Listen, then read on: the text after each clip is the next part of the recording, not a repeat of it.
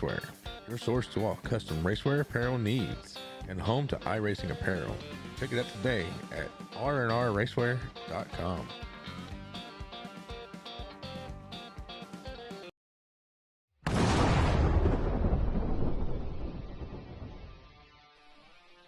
Spartan Transportation and Spartan Logistic Management is your one source for all your shipping needs. 53-foot dry van shipments, auto transport shipments, full-service in-house brokerage, drop-lot facilities, just-in-time deliveries to all auto manufacturers, facilities in St. Louis, Missouri, Kansas City, Missouri, and Indianapolis, Indiana. Spartan Logistics, LLC, proud sponsor of the IROC Series, Kyle Steffens UMP Modified and Silver Crown Driver, and Gordy Gundaker, World of Outlaws late model. Visit us at spartan-logistics.net or find us on Facebook.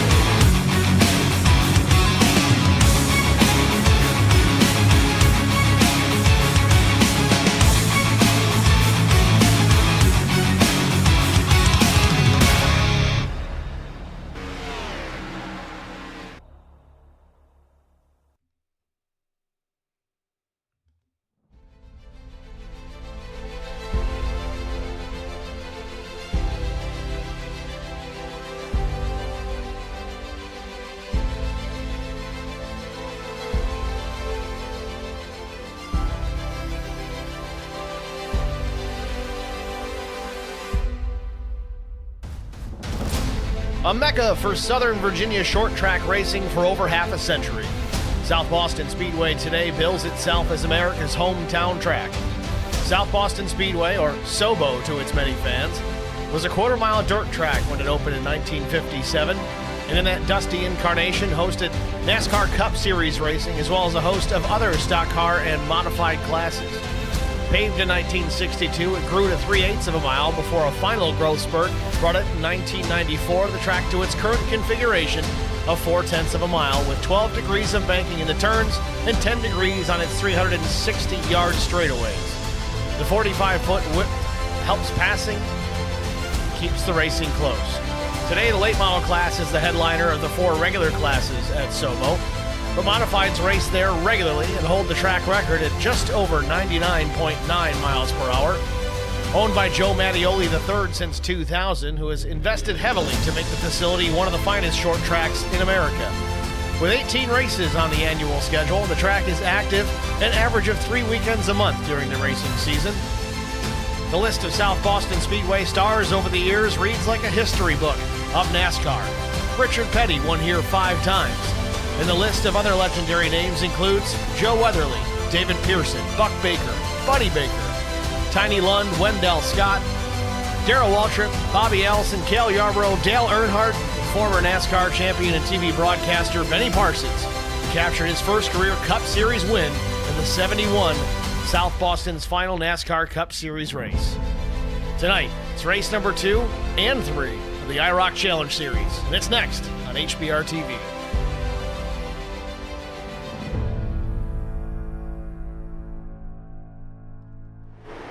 Good evening, everyone. Welcome to the virtual South Boston Speedway, or as they call it, SOBO here locally. Race details tonight. It's 2 events this evening, 2 races, 125 laps apiece. I guess you can call them twin 125s. We've got a stage break that'll come at the completion of lap 25, and then yet another stage break at the completion of lap 65. Cautions that may come out right around the time we expect to get the stage. That may be classified as the stage break officially. It comes out a lap or 2 sooner. It would run into that stage lap, so we'll consider that the stage when the time comes. 77-degree ambient temperature here tonight, 57% humidity, partly cloudy skies, 2-mile-per-hour breeze, and track temp 86 degrees, likely to fall here as the sun is just about set here at the Speedway. Drivers have a full fuel load and 2 sets of tires to work with for this evening. Practice and qualifying wrapped up early today. Warm-up session just about to come to its conclusion. We'll take a look at the practice times from earlier on. Kyle Turzak was quickest. James Pileski, Brian McCann, Troy Radford, Mike Cook. Some names at the top of the board there we're not at all surprised to see. So with that, field beginning to grid up here at start-finish. Let's take a look at our starting grid. On the pole position with a lap time of 14.788 seconds, it's the 051 of Kyle Turzak. Outside front row, the number 94 from Falcon Motorsports, it's Troy Radford.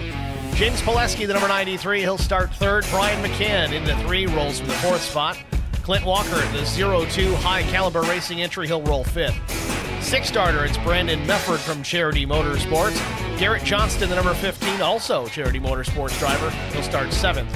Brian Rose rolls from the 8th spot. 9th is Jeff Clifton. Right to his right side, it's the 00 of Mike Cook. Starting 11th, it's the 2 of Neil Quick, fresh off a win last night at Indy in the Noble Racing Series. Josh Funkhauser, the 81, he'll start in the 12th spot. 13th place starter, it's the 33 of Kevin McCann. Nuke Quick in the 4 will start 14th. Chris Mefford, 15th. 16th starter is William Tyndall. Tim Schofield starts in the 17th spot. Zachary Kleek will start 18th. 19th goes to Brian Rick. Steve Durbin, 20th. 21st, Trevor Quick. 22nd starter, Josh Stewart. Doug Wysocki, 23rd. 24th, Chris Wally. Jason Nilgis, 25th. 26th, Steve Robards. 27th, Larry Bruner. 28th, Todd Kleek. Jared Wiedner will start 29th. Matt Kopp, 30th. 31st, it's Adam Benefiel in the 9. He'll start shotgun on the field tonight. Starting grid from South Boston. We're just finishing up lap 1 of our parade laps. Lap 2 will be the last one here. We'll see the green flag this time by.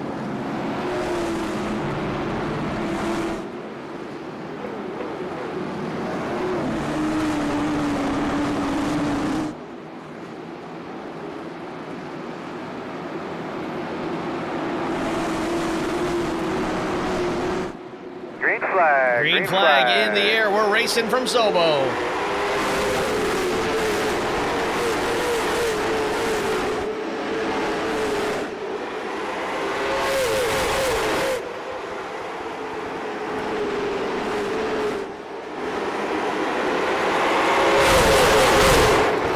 First lap in the books. Turzak leads it over Pileski, Troy Radford, Brian McCann, Clint Walker in 5th.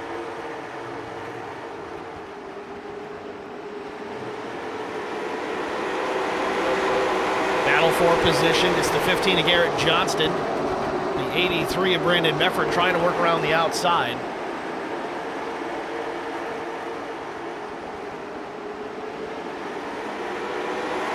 Johnston a little bit below the yellow line there in the middle of 3 and 4, trying to get that race car to rotate a little more aggressively. Got to be careful though, you can get more than you bargained for putting it down in the bottom like that. Johnston up the track a bit now, tucks in behind Brandon Mefford. Kevin McCann back in the 10th position. Brian Rose there in 11th. He's down a few spots since the drop of the green flag. Kevin McCann, however, up 3 positions. Neil Quick in the 2, as we said, fresh off a victory last night at Indianapolis Motor Speedway in the Noble Racing Series.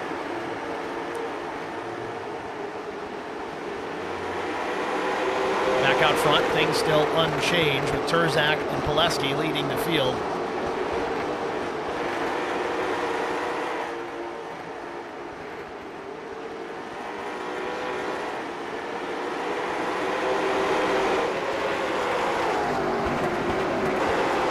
Trying to catch some other battles throughout the field.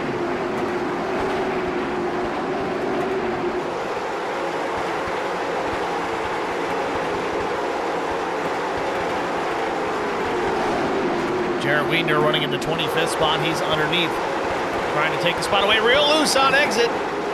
That might have been Chris Wally. No, that was Todd Kleek. Kleek at the number 45 gathered it back up. Exit at turn 4. Now he gets in the wall off at 2. Off a little bit of help from the 28. Steve Robards.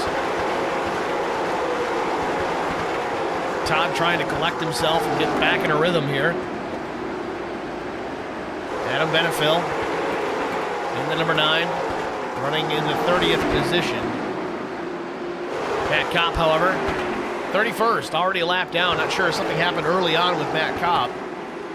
Take a look at it. This was just a few laps ago.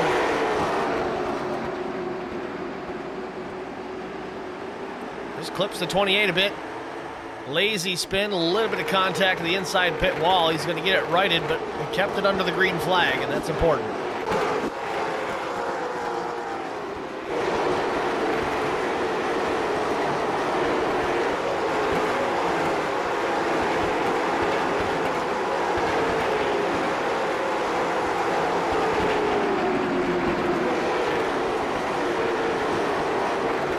Laps in already here at South Boston. Kyle Turzak still out in front.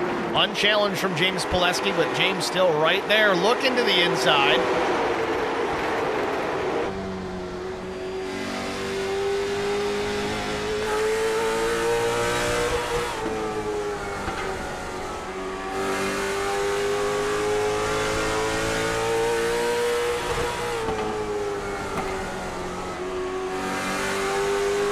Turzak very, very smooth to start this one off. And started pole position. Pileski started right behind him. He's up one spot already. Radford dropped back to third, the number 94. There will be a caution. And the caution is out. Josh Stewart, I think, involved in this one. Yes, indeed. You see the 03 facing the wall, trying to get straightened out. Looks like he opts for pit lane. Let's see what happened here to Joshua Stewart in the 03. Just a moment ago.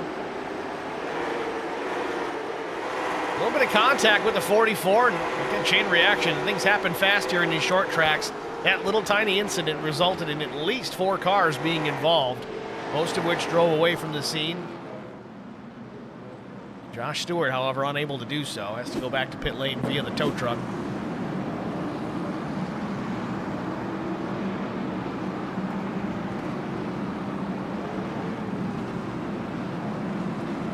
So the top 7 relatively unchanged from the start of this race 19 laps ago. Kyle Turzak, your pole sitter, still out in front. James Pileski up to second, started third. Troy Radford down to third from the outside front row. And Brian McCann, Clint Walker, Brandon Mefford, Garrett Johnston. That's the rest of the top 7. They are all stationary in their running orders. Where they started this race, that's where they run. Jeff Clifton in 8th, he's up a spot. 9th is Neil Quick, he's up 2. Kevin McCann in 10th, he's up 3.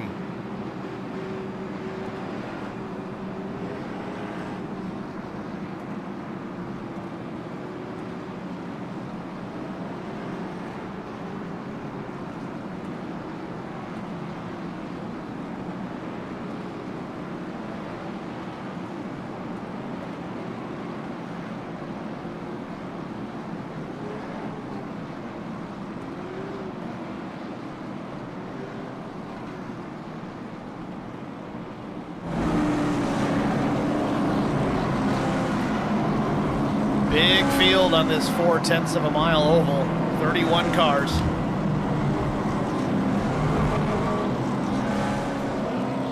Rather impressive so far that we've only had the one caution.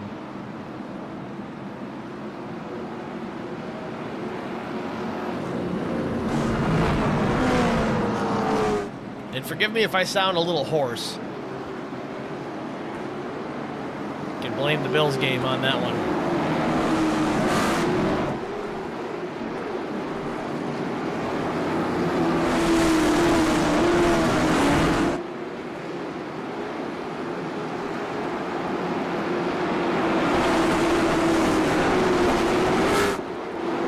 Car hits pit road. Green flag back in the air. Zach with a clean jump down into turn number 1. Pileski follows. Radford there in behind. Had a run on the 93 for a moment, but now looks at Brian McCann's got the run to the outside. Same story for Brandon Mefford as he looks to make a move around the 0-2 of Clint Walker.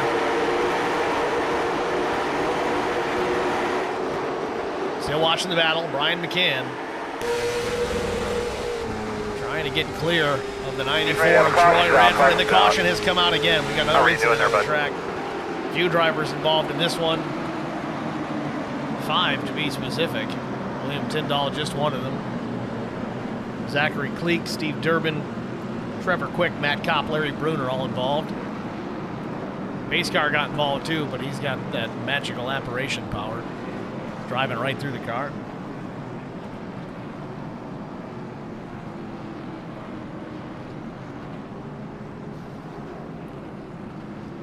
Got a big stack up here. These guys slowing down. Let's see what happened here just a moment ago. Tyndall, the inside of the 81. And just off the nose. Big time chain reaction crash after the fact. Drivers just piling in.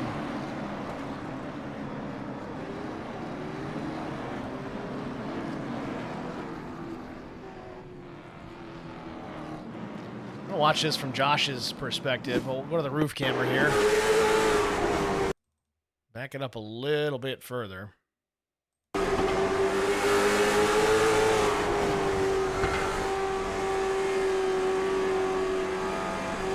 Doesn't take much.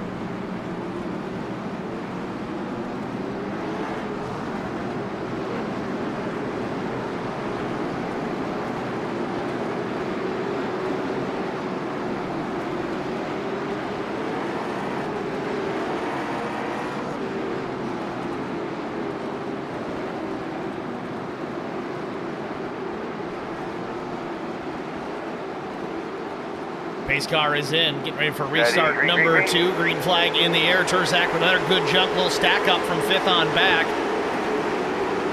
Radford's going to try it again here to the outside. We got big trouble. Brandon Mefford in the fence. Big crash. Caution. And just off turn number 2, we got the big one, Talladega style, but on a much smaller scale.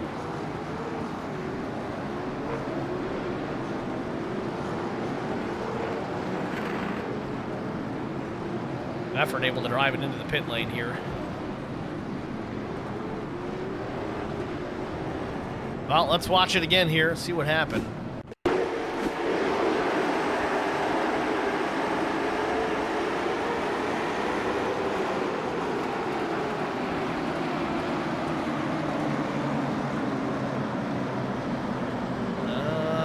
Maybe I'm missing it.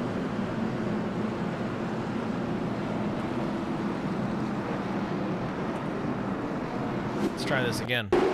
There it is. Big time hit for the 83. I'm going to back this up so we can get a better look to see how it precipitated.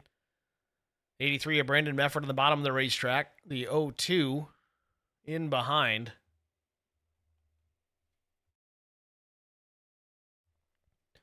Mefford just gets right reared and hard. Bounces off the wall, comes down, collects Neil Quick. Kevin McCann. Jeff Clifton. You see it, just a big giant stack up after the fact.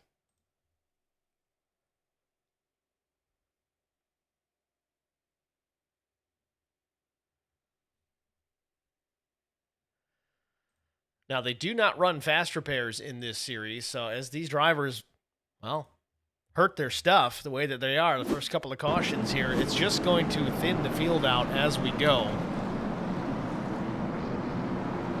That's a pretty big hit for Brandon Mefford. I don't see him coming back. Now, with that, we do have race 2 after this. We've got 2 races this evening, not just the one. 225 lappers. Drivers will be able to pull out a new car for the second race, so you reckon this one, that's all right? Not going. Be able to make it up on the next one.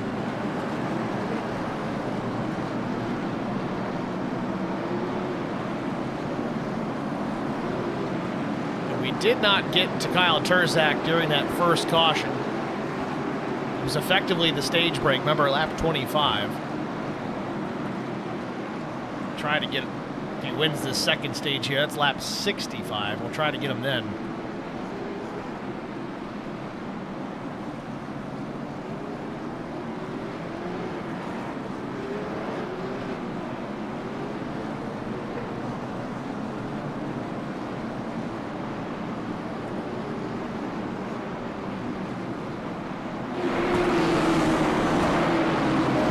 So there we see it. Pace car lights are out. We're set up for another restart here at SOBO. Pace car is in. Green flag.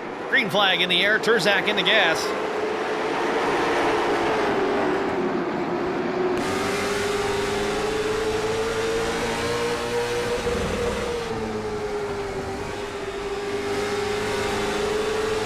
Whoa, contact. Brian McCann gets into the second place machine of Pileski. Around he goes, and the caution comes out. Quickly, tell me what you got.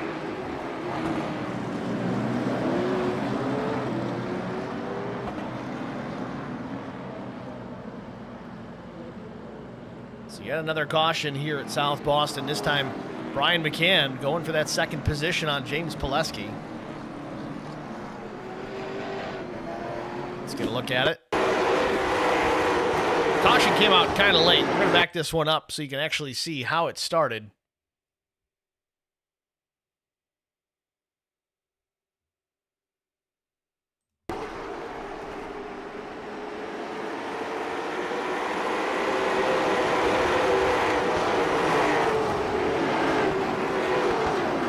Not a guy you see spin the car out at all very often. Brian McCann was battling for that second spot with Pileski. Made some contact, really spun himself out. Pileski had to save it off of turn number 4, but continued down the racetrack.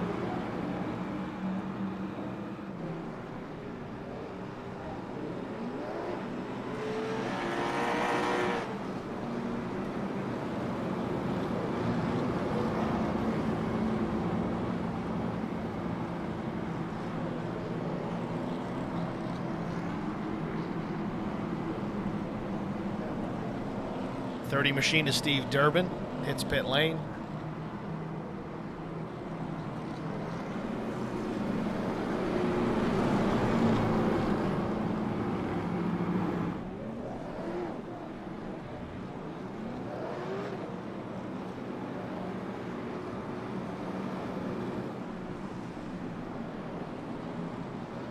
Pace car lights are still on, so we're going to go at least one more time around before we get the one to go. Want to make note, too, guys, stream chats are open in both the HBR TV YouTube pages and the IROC TV pages, so feel free to jump in. I'm more likely to see the HBR TV chat at least sooner. I do have a window available to check the IROC chat as well, so don't be bashful in either one of them. We're happy to have you. Just keep it PG for the kids, will you?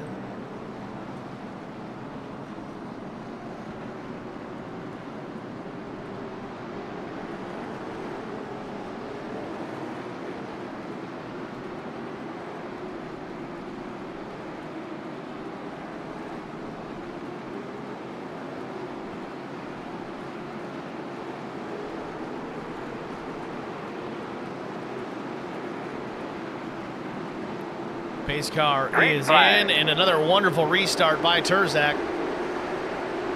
Down into turns 1 and 2. Pileski in behind. Radford third. Battle for the 4th spot. Garrett Johnston and Neil Quick. Johnston to the outside. Quick in the low lane in the familiar, the old Rusty Wallace Miller Lite scheme. Quick still alongside. Johnston powers around. It's clear.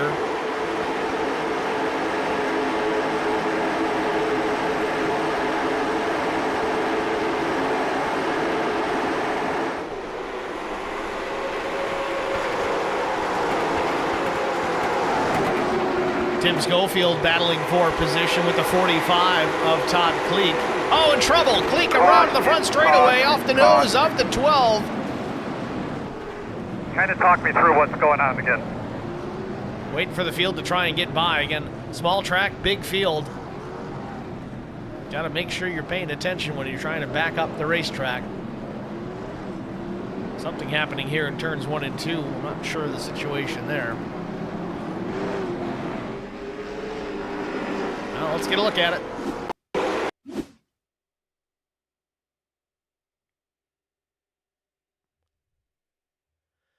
You know, I'm wondering if the 45 lost connection for a moment.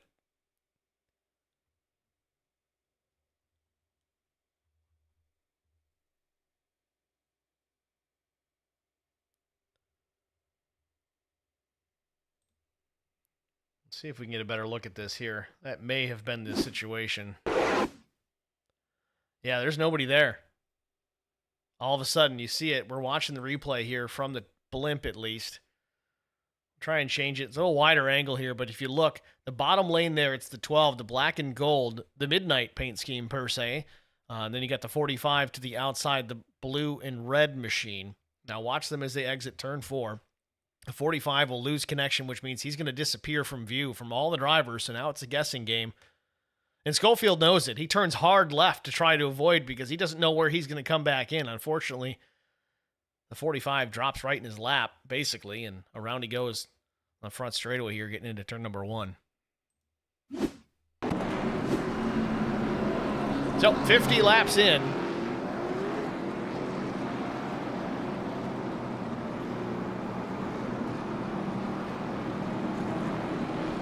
Again, we get our second stage break at about lap 65, the completion of 65, that is. And to clarify, they will not throw a caution for the stage breaks for these 125 races. The 200 lappers, they will. So just keep that in mind.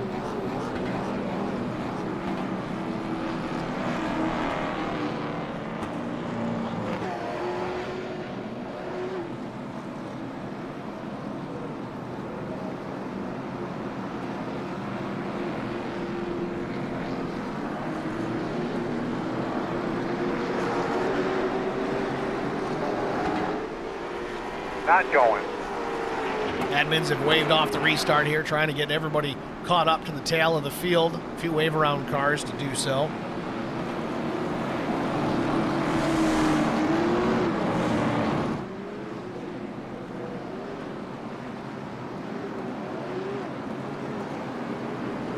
So we get the one to go here this time.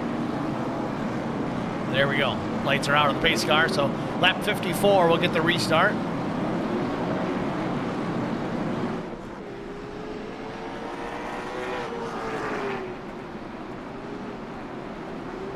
$18 cars still on the lead lap out of the 31 that took the initial green flag.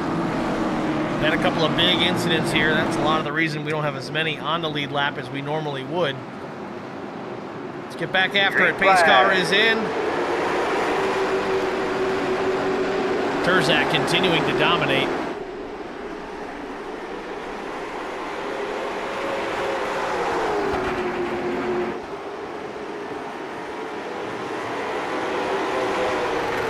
Terzak and Pileski 1 and 2. Neil Quick has jumped up into the top 3. Fourth now Brian Rose. Brian Reek, or Rick. I gotta ask that, how you pronounce it properly. If I'm screwing it up, Brian, I apologize.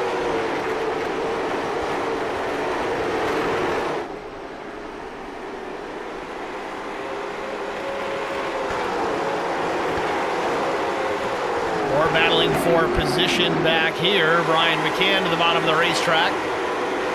Taking a spot away, or trying to at least, from the 9 of Benefil.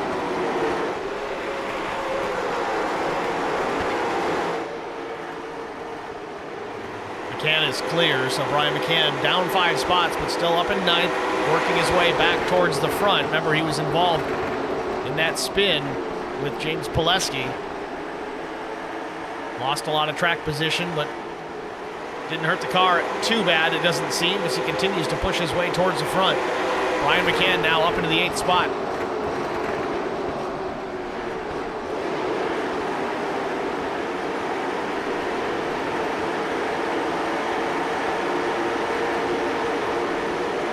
Brian Rose running in the 4th spot. Brian, the founder of Track Bar Media, Holly Boys racing driver. Trying to get his driving legs back underneath him after a long hiatus. Say he's doing all right.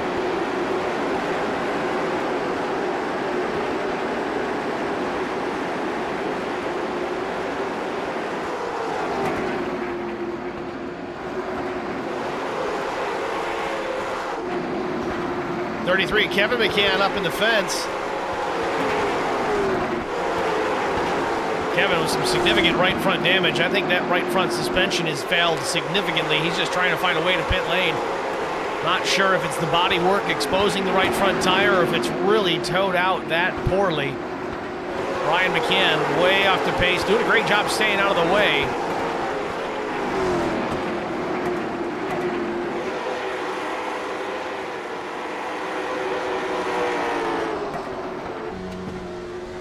On board with Kevin McCann as he continues to try and keep this machine out of the way, but continues to turn laps.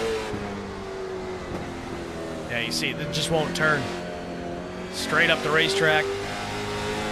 Tough feeling. He can't even keep it straight on the straightaways. Tough break.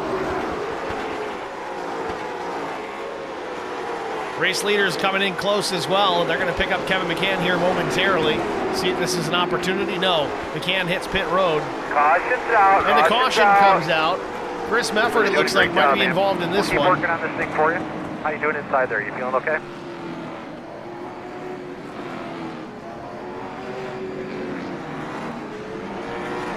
Mefford beaten and battered. See what happened to the 46.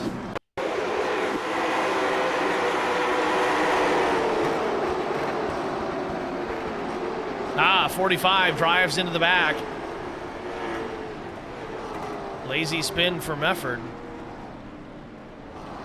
Just trying to get righted here as traffic continues to go on by.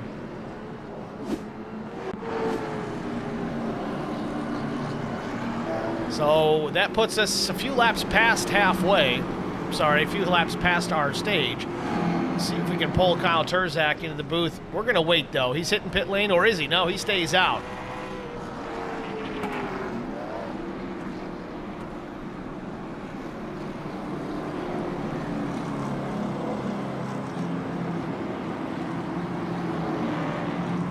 Kyle Turzak at Steve in the HBR TV booth. You got us? Yes, sir. Kyle, you won stage 1, you won stage 2.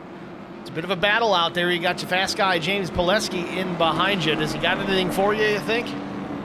Maybe. We're going to find out here. You know, I was just seeing what he had. I pushed a few laps and ran the quickest lap of the race. So I feel like we still got something here. A lot of people are pitting, and I don't feel like with the short race that's the move because, I mean, you're just going to give up so much track position. It's so hard to pass here, and we're up here now, so hopefully we can stay up here.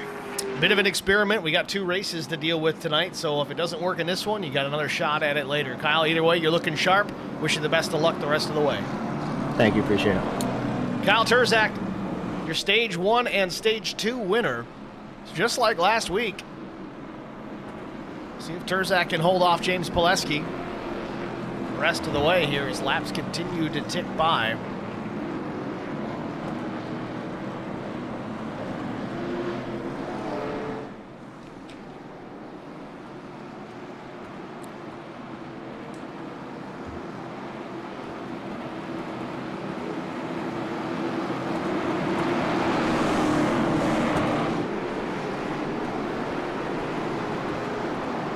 Pace car, hard left down pit road. Be ready, green flag. And once again, Another good restart from Terzak. Neil Quick tried to time it. Gets alongside Pileski. Still has the nose in. Down the backstretch here, tucks in behind Pileski. The top 3, top 4 in a row.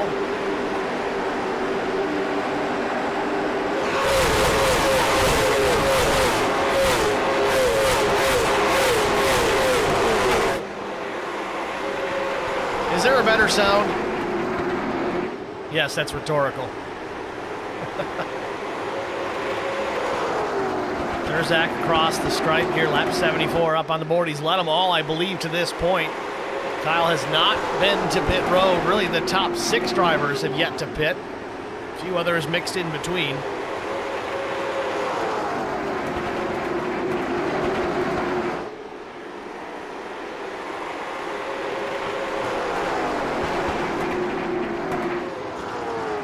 Terzak across start-finish line here. 50 laps to go. Adam Benefiel in pit road. Not intentionally, though. The 9 having a moment in the middle of 3 and 4. Straightens it back out. Now he's got the leaders hot on his tail.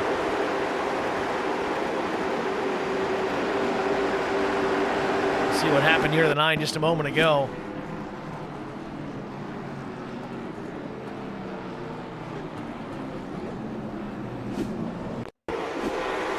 There it is. Got into the 28. Very similar to Brian McCann and Pileski's incident. Just a quick, lazy spin, except for McCann's was a little bit more aggressive on the front stretch.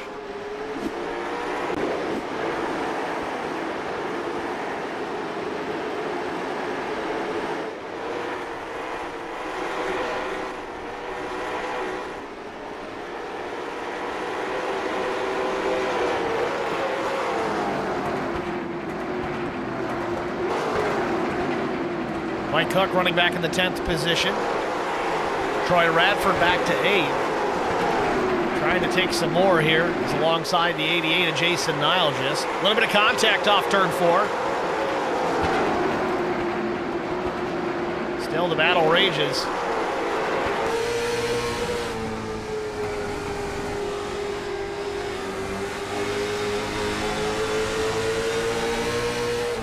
Just doing a good job battling back, trying to stay to the right side of Radford, but Radford just won't quit on the bottom.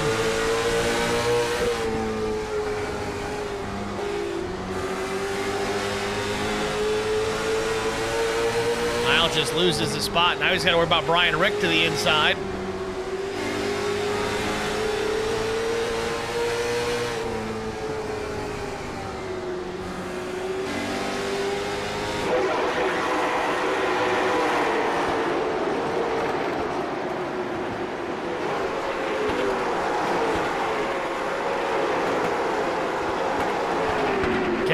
Just wrapping up some pit work. Looks like he's got that right front suspension repaired, some body work straightened out as well. Ordinarily, you'd expect guys just to call it a race and head for the house. We got a second race coming up after this one. Yet another 125 laps. So if Kevin McCann can learn anything, he's going to do just that. But he's going to come down pit road here once again. Kevin might be taking this one as a practice session.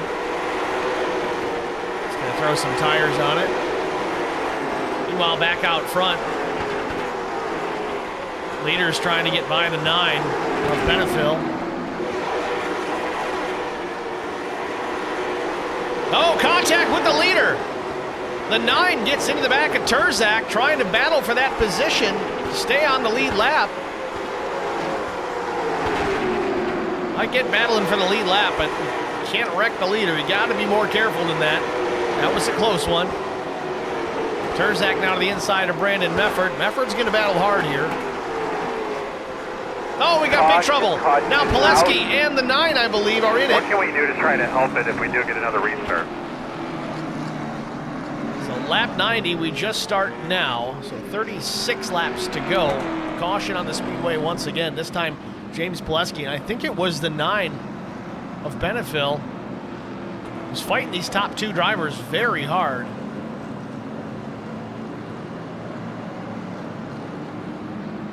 I'm going to look at it for you in just a moment here. Let's take a look. Exited turn 4. Some contact between the 93 and the 9. 93's Pileski on the bottom. Looks like actually that might have been out of turn number 2. This is turn 3 and 4. I believe this is where they come together. You see Benefield's way up the racetrack. Right side's in the loose stuff.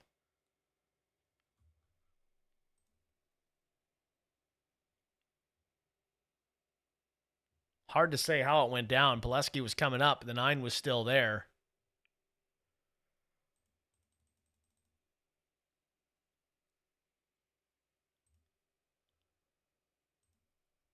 Try and get a better angle on it.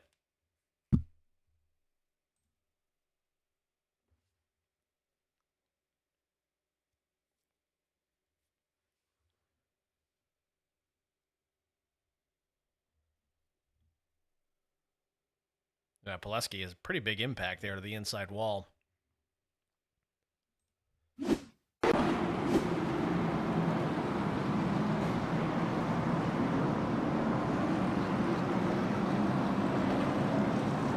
So the 9, I don't know if he's going to get a... he should get a wave around, I think.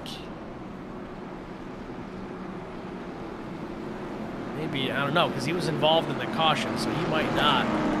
He might get shuffled to the back of this line.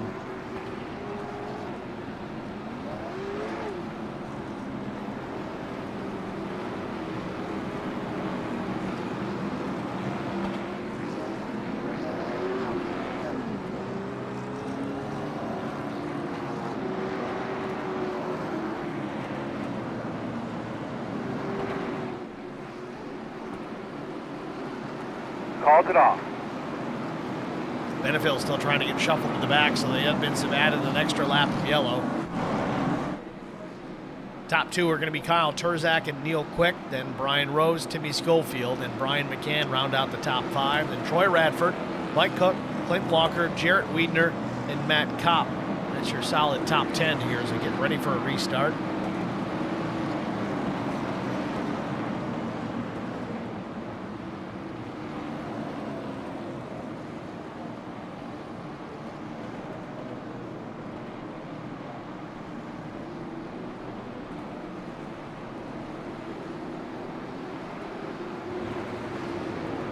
Pace car is in. Green Barney flag. with the green in hand. It waves, and we're back racing once again from SOBO.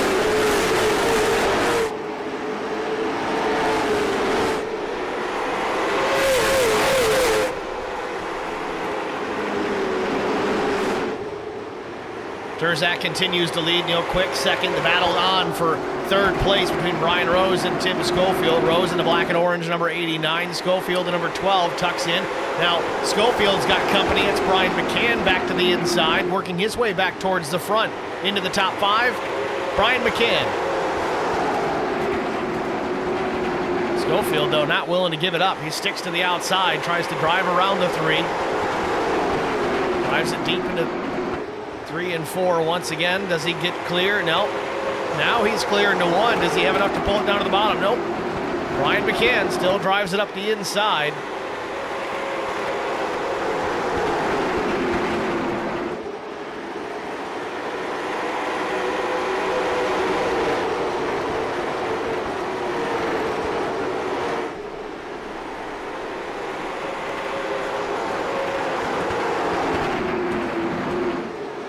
Turzak off at turn number 4. We've got 25 laps to go.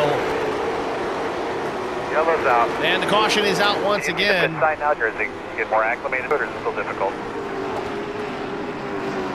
Not sure who this was. Looks like the 46 was slow. I don't know if he was part of this or not. Let's see.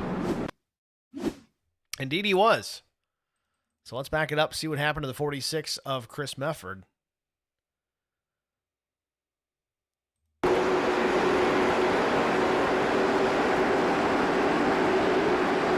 Pileski gets to the inside.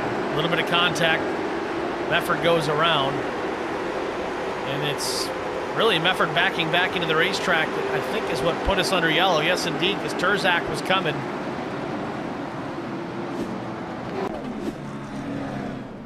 I know you guys are out there watching, but the stream chat is barren. It's like an old gold mining town. Everybody's gone. I don't bite, guys, I promise. Jump in, say hello, who you cheering for? How are you enjoying the race so far?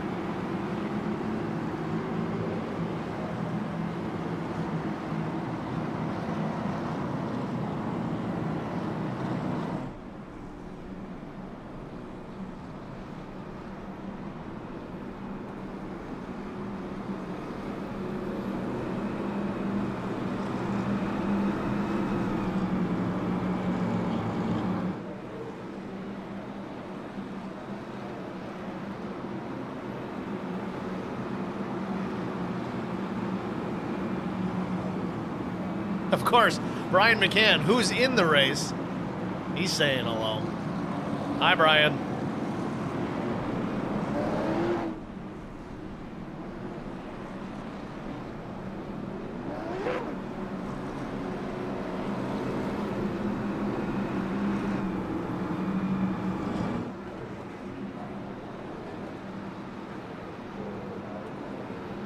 See the rubber building up pretty significantly there in the entrance to pit lane. Not that we're really at risk of any kind of green flag pit stops, but could pose a bit of a challenge if we were.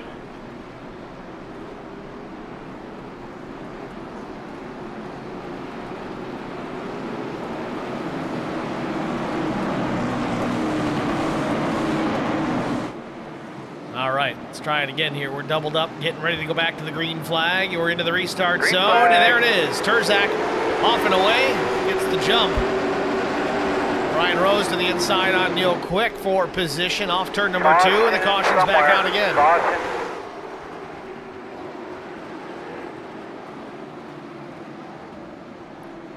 Adam Benefield, I think, in this one again.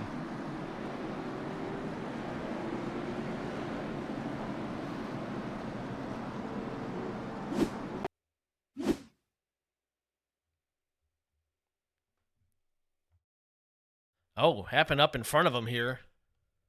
William Tyndall. Steve Robard's involved in this one. Bit of a checkup here in the front stretch. That's really what ticked this one off. The 03 was very slow on the front straightaway. We'll check that one again. In fact, we'll back it up here. I'm right on board, and you can see the closing rate. The 28 machine getting into the 03 here. We'll go driver's eye here. Steve Robard's full speed.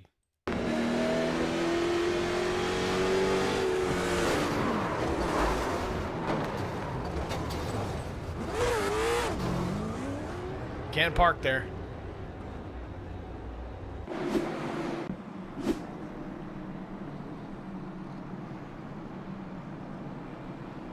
Well, 16 laps to go. They continue to tick away.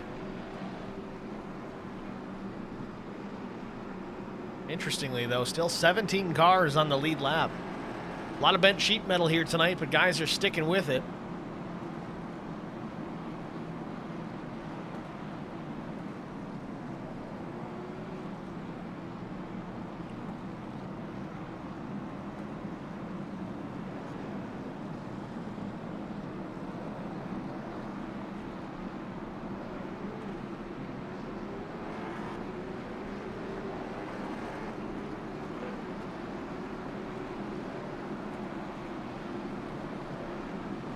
Pace car lights still on. Say round turn 4. I expect we'll get the 1 to go this time.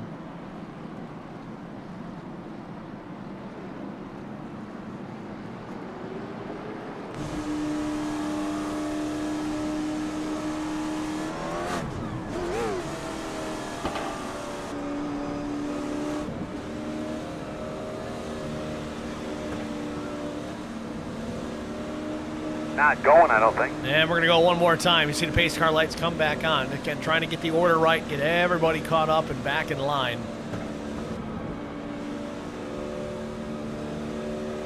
So we'll get the restart here. Looks like with 12 laps remaining.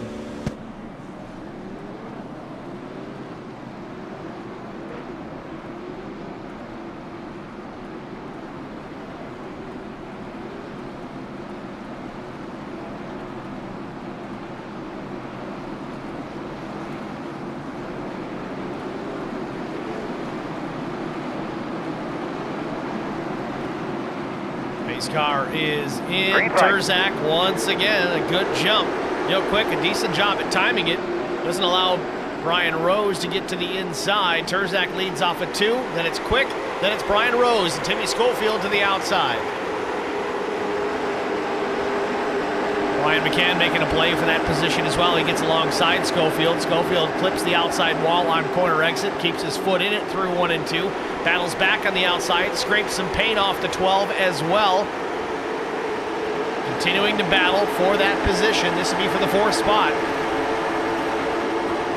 McCann at the bottom of the racetrack, once again dipping those left side tires below the yellow line, helping that car rotate just a bit.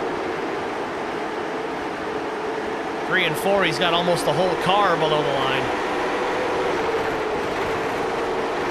Terzak still out in front. Bit of a distance back to Neil Quick. It's about 3/10, 4/10, 5/10.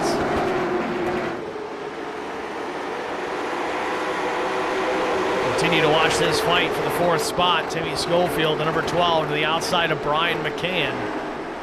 These two have been side by side pretty much since the restart.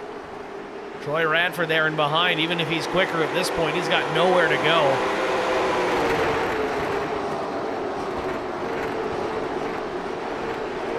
Seven laps to go from South Boston. Kyle Terzak's led them all.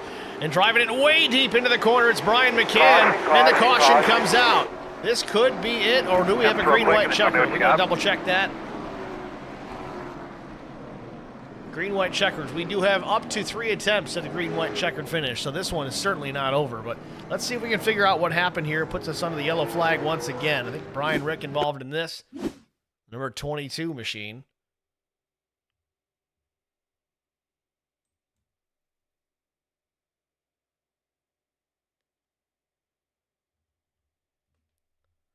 Comes up the track.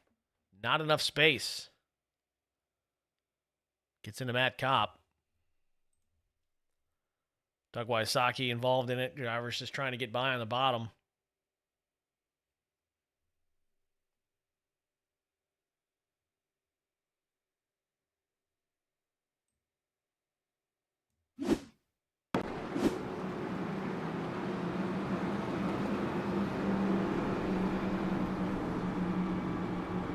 So 4 laps remain here in the advertised race distance. I don't know if we're going to get the green flag before this one runs out or not.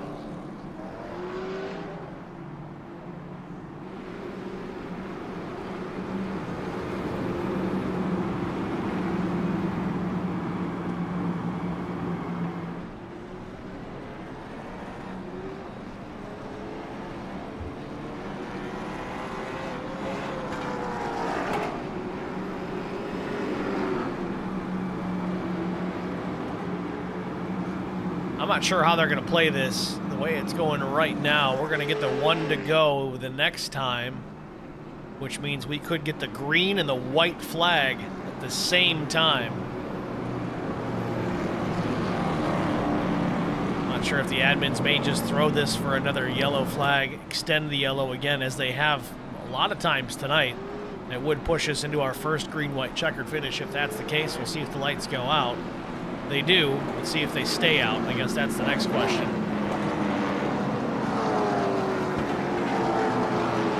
Through that exchange, though, Brian Rose has worked himself into that 2nd spot. First time he's been at the front of the field here tonight.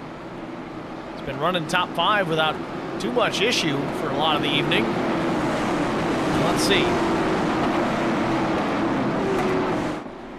I think we're actually going to be a green-white checkered finish as the pace car hits pit lane. Green flag in the air.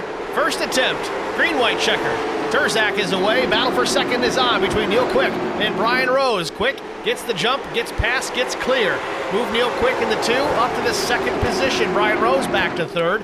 Brian McCann now running in 4th. Ahead of Tim Schofield. White flag. Final lap for Kyle Terzak. Terzak in his own zip code putting on a clinic here in race number 1. Through turns 3 and 4 for the final time. Checkered flag waves. Terzak wins it. Green to checkered.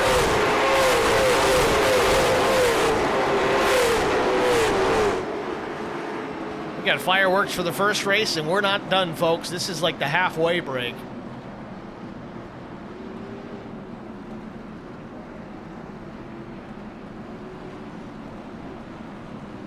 your top 3 finishers, Kyle Turzak, Neil Quick, Brian Rose. Try to jump right in, get interviews with these guys sooner than later. Don't forget, don't go anywhere, folks. We're going to get these interviews done, the top 3 finishers for race number 1, and we have another race coming up immediately following this one.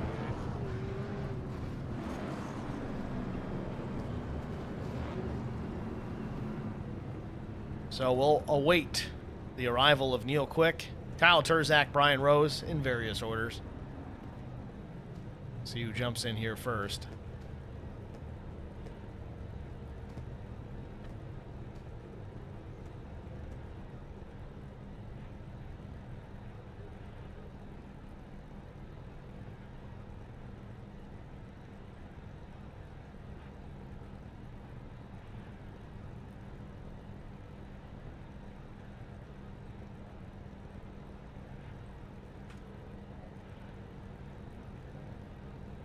Well, we do have Kyle Turzak, so we won't delay too much further here. We'll get to Kyle right now.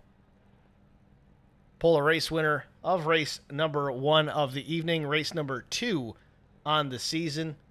Kyle Turzak, your race winner, won the stage, won the second stage, won the race, won the pole, led every lap. Kyle, it's Steve in the HBR TV booth. You got me? Yes, sir. Kyle, congratulations, man. Put on a clinic here once again. You are a bad man on these short tracks and these late model stocks. What's the key to success out in these bull ring style tracks with these late models? Run them a lot. This is all I do on Iris, and just short track stuff, you know. Getting ready for real life this season, getting a limited late model, and I just use this as some practice and learn stuff. I learned how to pass and everything, so this is just really helps me. Well, you're certainly fast out here. Do you got enough left in the tank to make it 2 wins in one night? Race number 2 coming up.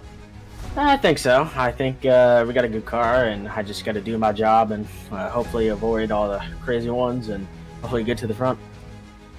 All right, Kyle. Well, congratulations. Maybe we'll talk to you again before the night is out. Who do you want to thank before we let you go? Yeah, I just want to thank all the league sponsors, you for broadcasting, and Zeem's Help Shop for everything they do for me. Without them, I wouldn't be here. No speeds like Zeem's. All right, Kyle. We'll talk to you later. It's Kyle Turzak, your race winner here in our first race of the evening. Next, we're going to talk to Neil Quick, second place finisher here tonight. Neil Quick, it's Steve in the HBR TV broadcast booth. You got a copy? Yeah, Steve, how you doing? We're doing good, Neil. Congratulations. A solid second place finish. Race 1 of the evening, race 2 on the season. I want to say another congratulations for a strong win yesterday out of the Brickyard on the No Ball Racing Series. But back to South Boston. Walk us through your first race of the evening. A little bit of dramatics there at some point, but you worked your way back up into that top 3 and brought it home to a second place. Tell us about it. Yeah, that's what me and Brian was discussing in the waiting room here. I wish I would have had a little bit more car. I had wheel damage from lap 30 on, and just fighting it the whole time and trying to keep the tires underneath it because I knew he was going to be right there to pass me. So as soon as he got close to me, I let him go. But fortunately for me, that last restart paid off for me, being on the inside and getting that second spot back. But I'd like to regroup this time and really have a shot to go after Kyle. Is this new car for race number 2 any better, considering that there's no damage on it? Is this a real rocket ship, or as Rusty would say, a real hot rod? I'm telling you, we had a hot rod underneath us that one. It just bided our time. We just, after that 30 lap mark, I knew I was in trouble. I just didn't know which way it was going to go. But we'll take it. We'll take it in this case and come back out with a freshie here and go after him. All right, Neil. Well, maybe we'll talk to you again before it's out. We'll talk to you soon. Thanks, Steve. It's Neil Quick, your runner-up here, race number 1. Maybe we'll get a chance to talk to Neil again later. Next, we're going to pull Brian Rose, our third place finisher, up into the broadcast booth. Brian, it's Steve with HBR TV. You got a copy? Yeah, I'm good, Steve. Brian, nice run here, a strong run. You started 8th. I think you were as low as maybe 13th and some crazy business, I guess you could call it, throughout the course of the race, but you battle back. Top 3 finish, man. Are you starting to find, well, I don't want to call them C legs, but your late model stock legs in these things? Hey, I'm knocking the rust off real slow, but yeah, I was a little bit worried there at the start of the race. I kept going backwards, going the wrong way. I just couldn't get nothing going on the restarts, and luckily we had some cautions fall our way. A couple guys had some bad luck and found ourselves in a good spot, and I was just driving the car, trying to keep the wheels underneath it so we wouldn't lose anything, any long run speed if we ever got a run. Good battling with Neil. Congratulations to everybody. I mean, it was fun. Well, you got 127 laps in for race number 1. Race 2 coming up shortly. We going to talk to you again after that one? Well, you know what? I hope so. I was kind of worried about being up front, and we invert the field, so the top 15 is going to get inverted. But I drove, I fell all the way back to where I'm pretty much going to be starting now. So we'll just try to do this, try to put it on repeat. All right, Brian. Nice run. Maybe we'll talk to you later. Thank you. It's Brian Rose, third place finisher here in race number 1. We're going to step aside. It'll be an extended break. Give us, it's the first one of the season, but we're planning on 15 minutes, but don't go far because it might be way less given the time frame since this one ended. So stick around. We're going to be staying live here on the air. We're going to roll some commercials, all the fun stuff, but we'll be back for race number 2. I'd say don't wait any more than 15 minutes because if you do, you'll probably miss the start. I'd say give it 5 to 10 at max, but I don't know. We'll see how it goes. Thanks for watching, folks. We'll see you at the next one here in a little bit. Stay tuned. R&R Racewear, your source to all custom racewear apparel needs, and home to iRacing apparel. Check it out today at rnrracewear.com.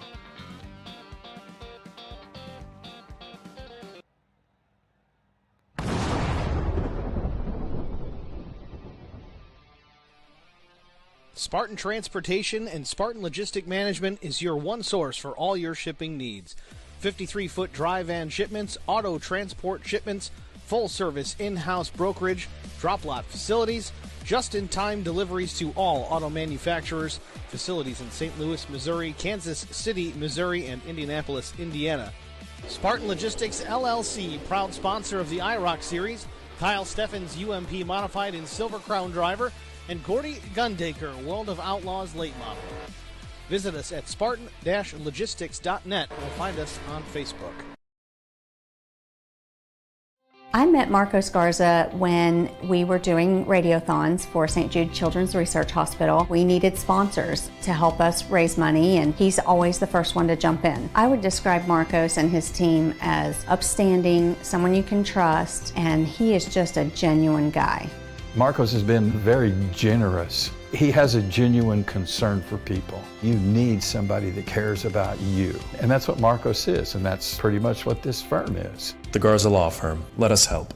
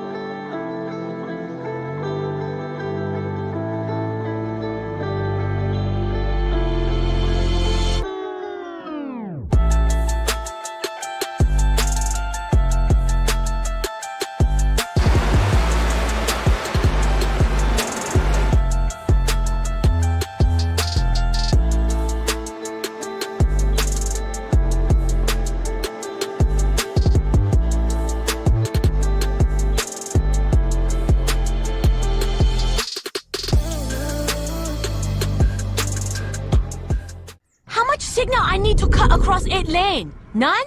I turn now. Good luck, everybody else.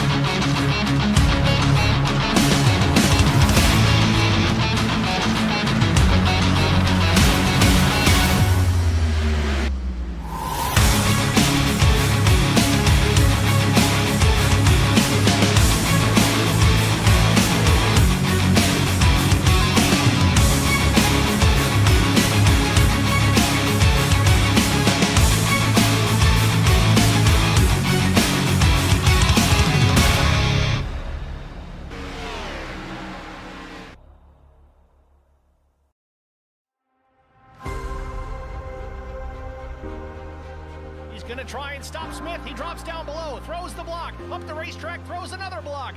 McCann goes to the outside, 3 wide for the race lead in the win here in Daytona. Crosses the stripe and we're all reckoning. Brian McCann takes the checkered flag. Blaze has newer tires, newer to be specific. Into 3 and 4 for the final time. He makes some contact with Zach Millett. Millett drops it back to the bottom. Off of turn number 4 for the final time. Zach Millett's gonna win through the trial for the final time. And oh, they're wrecking. Big trouble. Vincent Short sneaks through, and I think Short's gonna win this. He does. Vincent Short wins.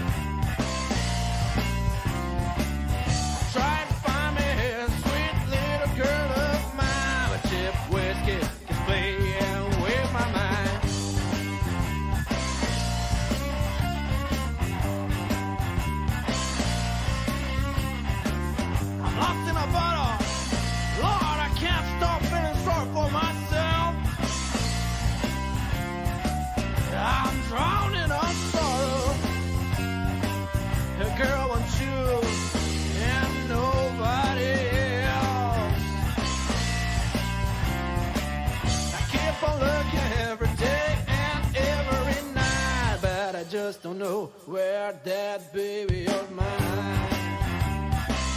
Well, I just don't know. Have mercy, brother.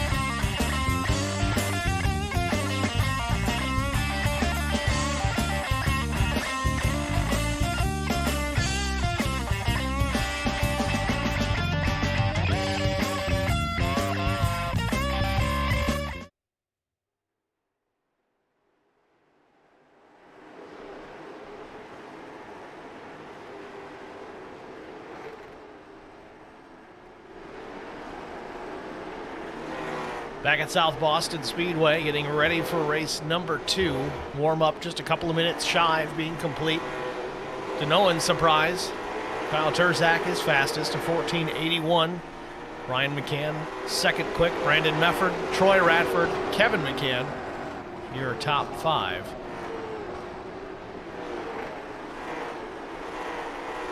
Now, I believe the top 15 drivers from the previous race will invert their starting position from their finishing position in race number 1. All the drivers from there on back, finishing 16th to the tail, will start in the positions that they finished in. So that should be interesting watching these guys battle up through the field.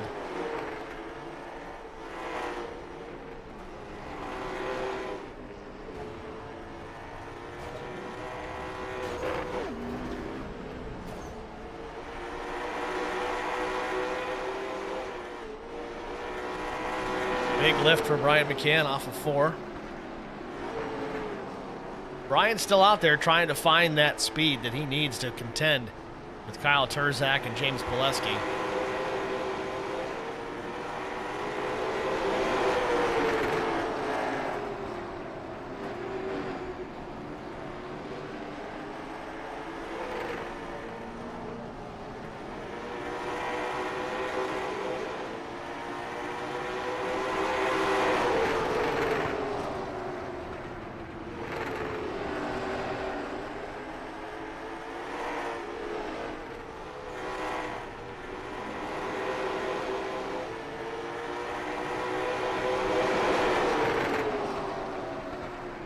McCann is just trying to run in the tire tracks of Pileski there, see if he can pick some up.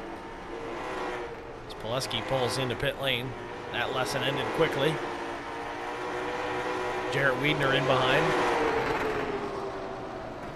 Less than a minute remains here in the warm-up. We'll get right to our starting grid here and then eventually race number 2. Yet again, 125 laps the race distance. Stage break coming at the completion of lap 25 and then the completion of lap 65.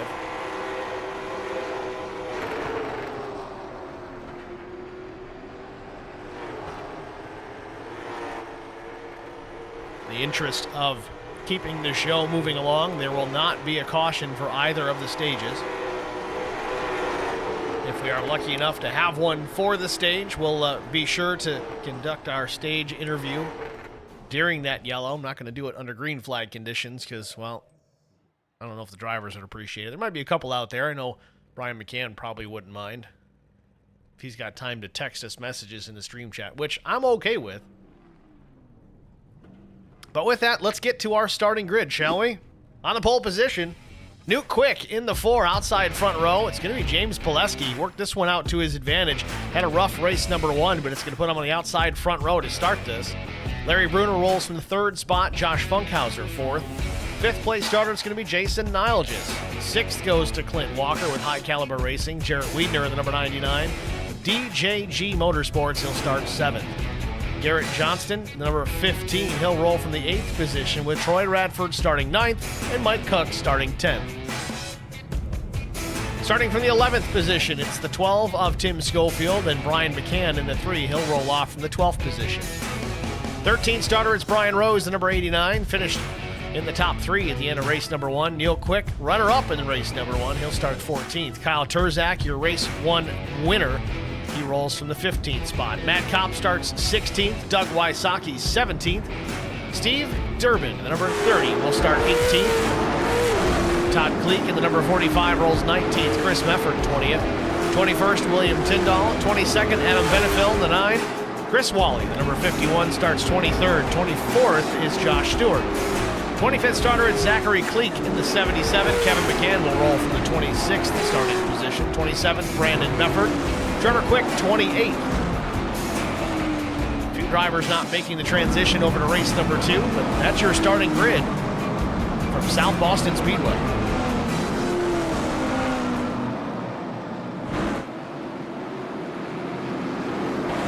Field working into turn number 3. We'll see the green flag here in just a moment.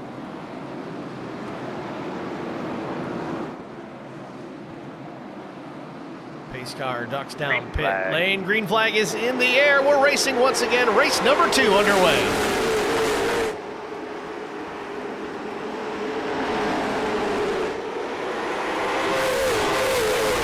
Just like that, Pileski steps on a line, takes a peek to the outside on Nuke Quick, but nothing doing. The 4 is going to lead lap number 1 here at SOBO. Down to turns 1 and 2. Top 4, top 5, all single file out of turn number 2. Quick with the race lead. Pileski hunting the 4 here through turn number 4. 5th place on back. We've got a battle side by side by side. It's like a high-speed pace lap. Josh Funkhauser working to the outside, and the caution is out. Brandon Mefford involved in this. Zachary Cleek, I think, as well. Many others. Chris Wally in it as well. Kevin McCann getting just a tiny bump into the 77. Let's try to get a look what happened.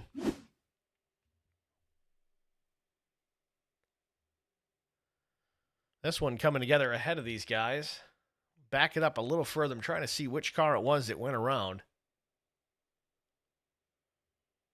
Might have been Tim Schofield. Yeah, soft the nose of Brian Rose. Brian getting into the back of the 12. Checked up everybody.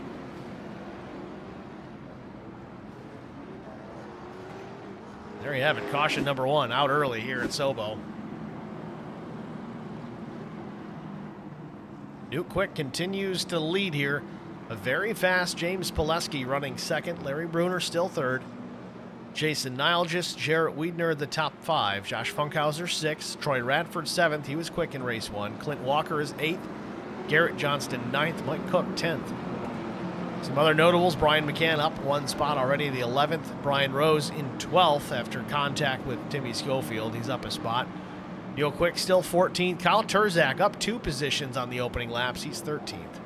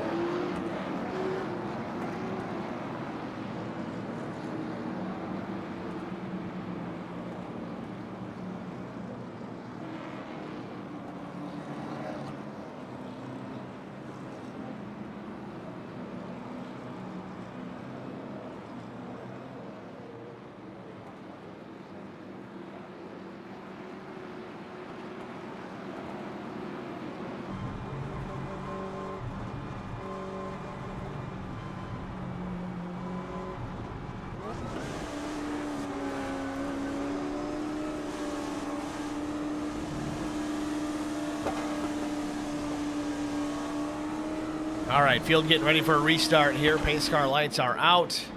Nuke Quick set up for the restart here with James Pileski to his right elbow. We'll see if the 93 can try and take advantage here.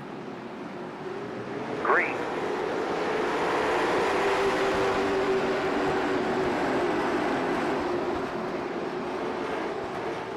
Pileski with a run off of turn number 2. Nowhere to go with it.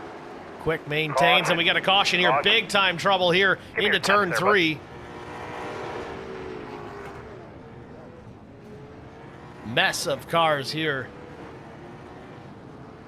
Turns 3 and 4. Still trying to get rolling here. So many drivers just kind of parked. Pace car not caring a world about it. Drives right through them all.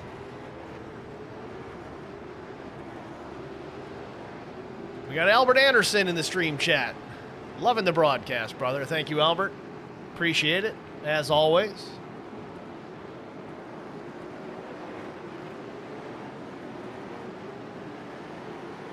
Want to remind everybody we're still looking for some stream chat action. So far, it's only been Brian McCann on the IROC TV side and Albert Anderson on the HBR TV side. So sometimes I got to quiet y'all down, but not the case this evening.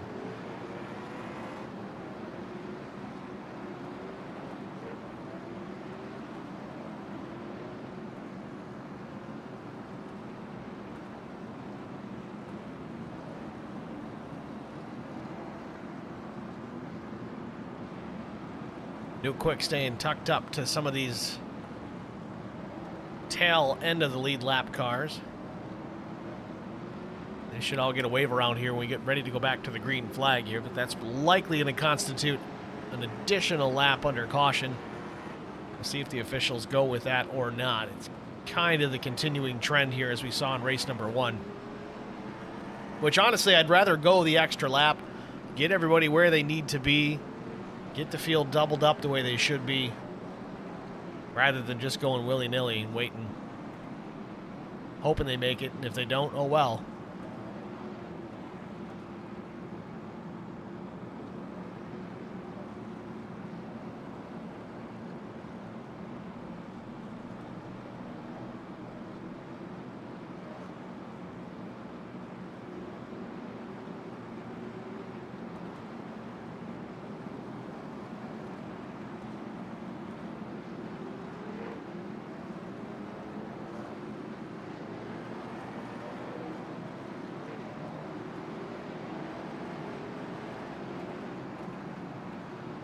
So as we get set for yet another restart here, it's going to be Nuke Quick, James Pileski, Jason Nilgis, Brian McCann, Timmy Schofield. That's your top 5.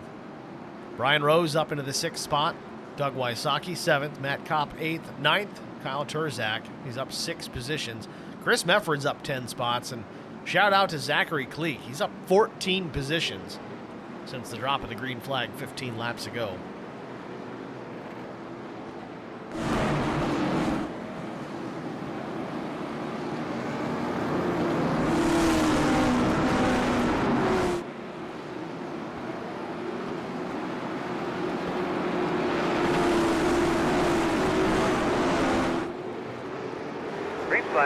Green flag back in the air.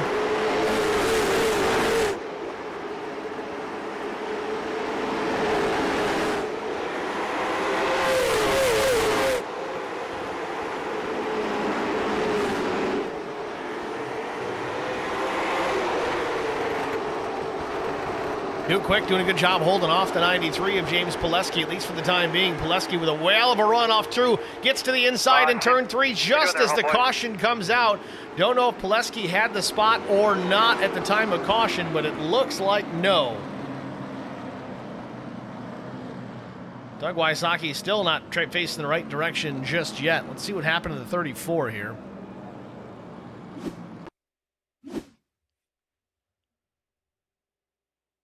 Turzak roughing up the 34 just a bit here off of 4. Gives him some room back down into turn number 1. Let's see what happens here at the exit of 2. Turzak almost with all 4 wheels below the yellow line. That's allowed. But yeah, gets into Wysocki, sends him around off of 2, and in the fence he goes.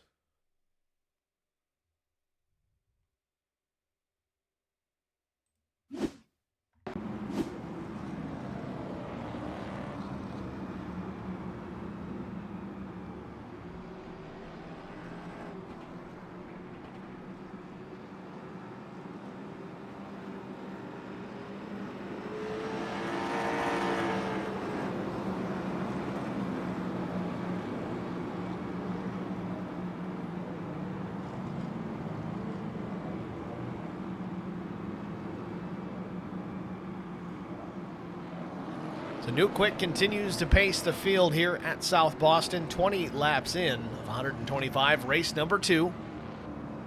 Again, the inversion from race number 1, the top 15 finishers, those spots get inverted before this race. The 16th place on back from race number 1, that becomes their starting order for this race. In case you're wondering what the format was this evening for the Twin 125s.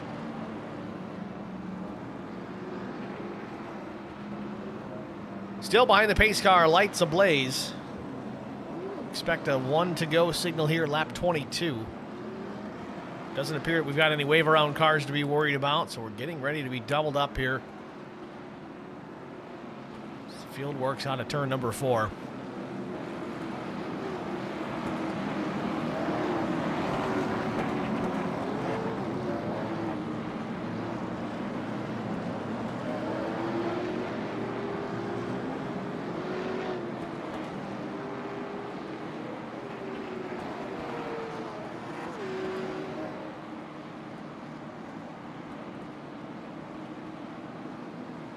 So, Nuke Quick's going to bring him down to start finish here. If he can hold off Pileski again, that's going to be a wait and see. Pace car is in. Green flag is in the air. We're back racing from SOBO. Pileski with a strong run to the outside. Side by side off turn 2. James has the run. Carries it down into 3. Out breaks the 4 just a bit, but slides up the racetrack. Still alongside is Nuke Quick. Gets a little bit of contact off turn number 4, but Pileski finally gets clear. Takes over the top spot. New leader, lap 24, James Pileski. Second place, Nuke Quick. Brian McCann up into 3rd. 4th place, Jason Nilgis. And 5th, it's Brian Rose.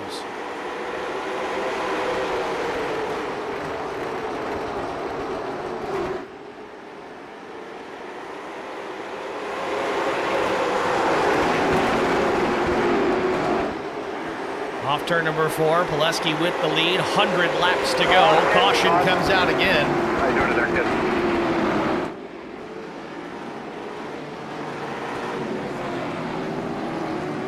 Some trouble off turn number 4, a couple of cars involved.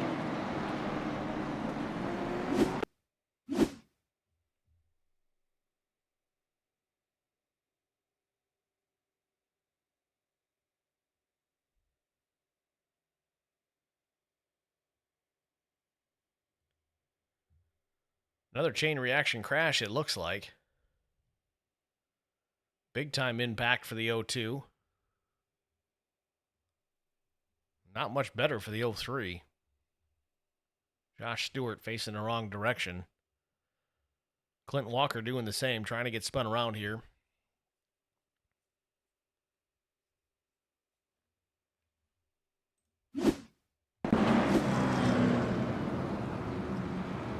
Working caution once again here from South Boston. 28 laps complete.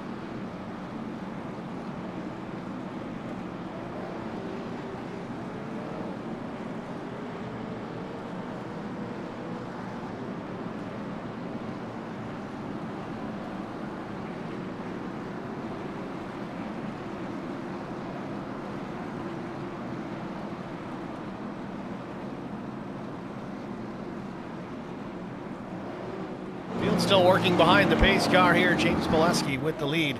Nuke Quick doing a strong run here in that second position. Started this one from the top spot. Held off a very fast James Pileski up until recently.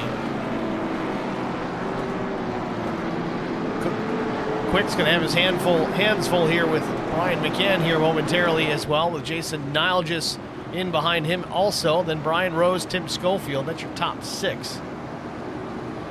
Doubled up, getting ready for the restart. It'll be lap 32 when the flag finally drops.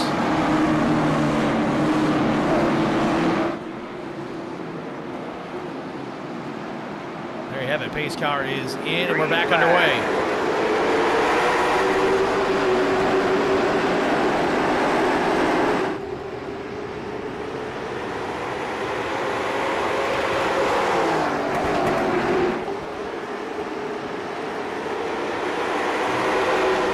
Clean restart to this point. Pileski starting to put a little bit of distance on second place. That's Brian McCann as Quick jumps back to the 3rd position, but he's got pressure from Jason Nilgis to the inside. May lose 3rd here momentarily. Still battling back.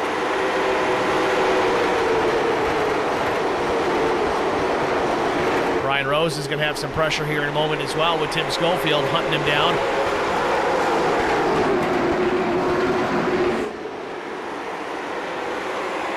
Slides up the racetrack. Schofield gets the fence just a little bit with the right rear. Yellow's out. And the yellow flag comes out. Zachary Cleek, I think, in this one. Yes, indeed. Still difficult. Zachary and Todd Cleek both. I think Mike Cook got a piece of it as well. Let's get a look, see what happened to the 77 and others. Ooh, problem on the start-finish line. Early checkup, not really sure what the purpose there was, but the 45 comes in late with a full head of steam.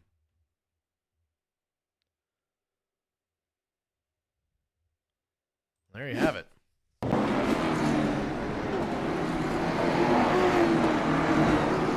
Well, another caution here. We're going to take an opportunity quickly and get a couple of commercials out of the way. We'll be back after this. R&R Racewear, your source to all custom racewear apparel needs, and home to iRacing apparel. Check it out today at rnrracewear.com.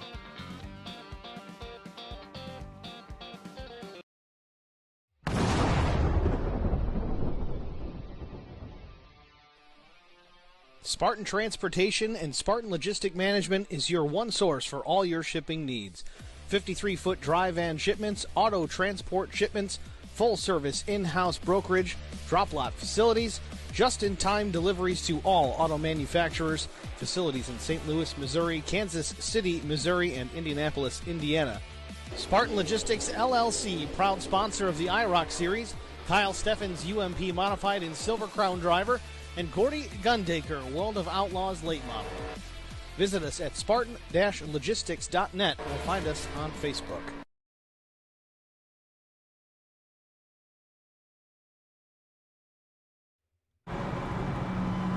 Back at South Boston, wrapping up a caution here once again. Lap 39 should get the one to go the next time by. Stream chat on the IROC TV side picking up. We got Vincent Short and Brian Walker. Thanks for stepping in, guys. Still a lonely Albert Anderson over on the HBR TV stream.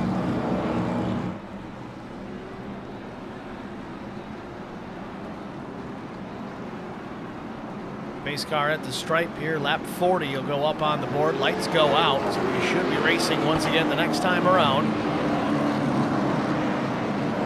Almost a third of the way through this one.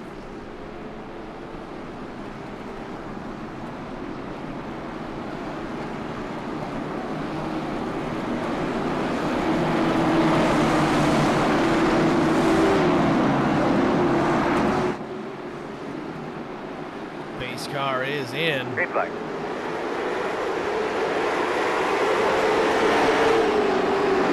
Ryan McCann timed his restart very well. Stays right in the tire tracks of James Pileski into turn number 3. Pileski with the lead.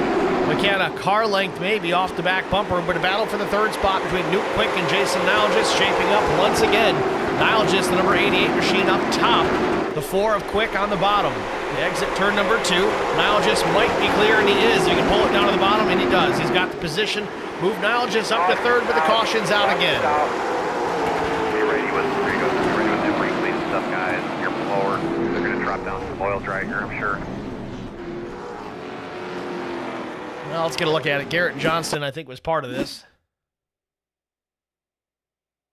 Some checking up ahead of these guys. I don't think that contributed to this. But maybe the wreck did. 84 Matt Kopp in it. Doug Wysocki coming in, getting a piece as well. Almost looks like Wysocki stayed in the throttle there as those guys were wrecking on the bottom, the top. He stayed on the bottom and tried to get through, but clips Kopp again. I'm going to back it up a little further here, see if we can get an idea of how this started. And it looks like it did start right there, so let's watch it.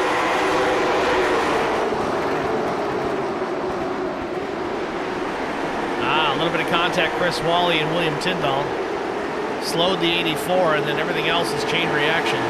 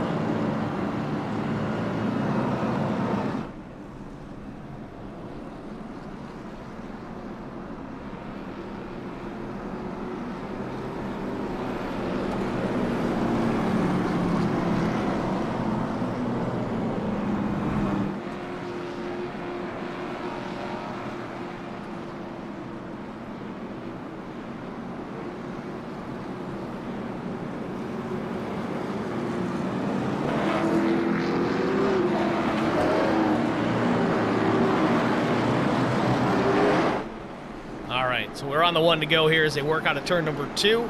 Pace car lights are off. I think we've got all our wave arounds where they need to be.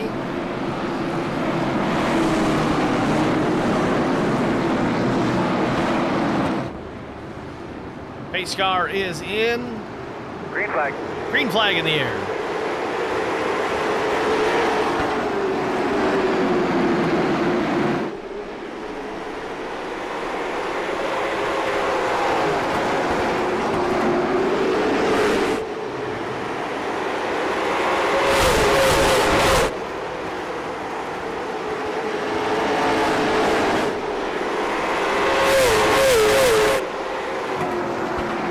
Looking strong out in front. Brian McCann trying to close that gap, but it's just getting bigger and bigger. About a half a second back to the 3. Then Jason Nile just 3rd, Newt Quick 4th, Brian Rose still 5th. Terzak still mired back in the 11th position. Remember, Kyle won race number 1 in dominant fashion, led every single lap from the pole position. Just now cracking the top 10.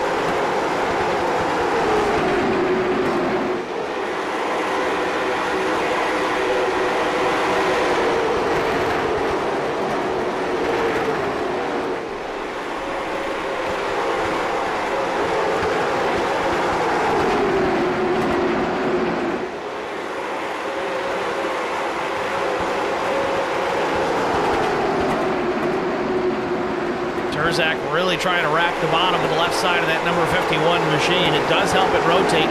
Does have a little bit of right front damage on that car as well as some nose damage. Big wiggle off the 30 on the exit of the corner. That's Steve Durbin. Durbin was trying to hang out of the spot, but Terzak's going to take 9th away.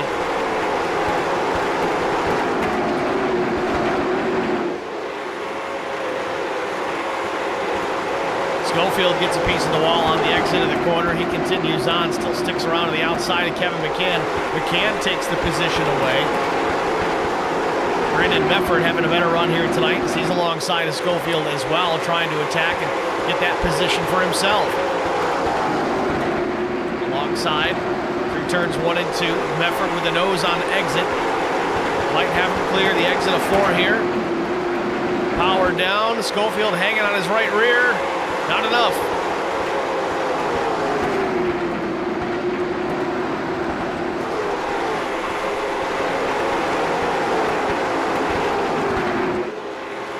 Pileski still unchallenged. Brian McCann back just over half a second. Those two starting to get some daylight between themselves and the rest of the field. Jason Nile, just to be specific. Jason still running in 3rd. Brian Rose real loose in the middle of the corner. He saves it though. Still trying to save it. The 46 goes around to the front stretch. Chris Mefford around here just before start finish. Puts us under caution once again.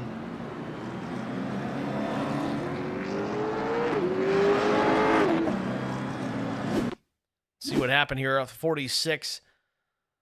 Looks like he was a little loose off of 4, but also had the 2 of Neil Quick. A little bit of contact, it looked there on the exit of turn 4. I'll try to back this up, get a better view of it. Slow things down, change angles. All right, so you see the 46, the white and red machine. Brian Rose trying to save it on exit. We saw that happening. And that might have been a bit of a checkup there for the 46 of Chris Mefford. That may have caused that checkup. Neil Quick just gets into the back here, just out of turn 4 on the start-finish line. Chris Mefford around and into the wall.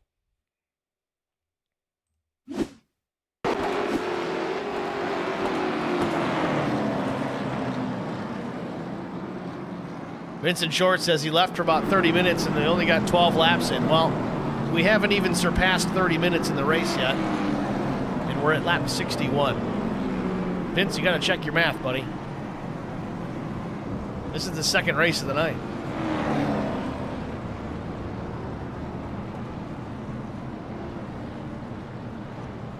Chris Mefford going to throw some tires on it too, at least the right sides. You might as well at this point. Same story, full load of fuel and 2 sets of tires over the wall, same as they had in race number 1.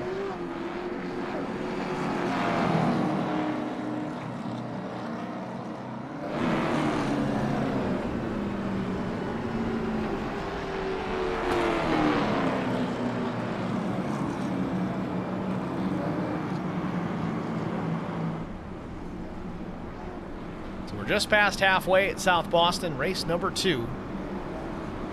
Results of the first race were Kyle Turzak, Neil Quick, and Brian Rose. We got Eddie Rose in the chat saying, "Get her done, 89." Yeah, Brian was top 3 finisher, race number 1. This time, it's interesting. Race number 1, it had its share of cautions. I would not have called it a wreck fest by any means, but usually if you got a race that's a little aggressive and a little rough around the edges, usually race 2 is a lot cleaner. It seems to be kind of the opposite tonight. Race 2, a little more action-packed as far as that end of it goes. Speaking of action, we're getting ready to go back to the green flag here. Pileski's going to lead them down to start finish. Brian McCann to the outside. Ready, Green flag in the air. We're back racing.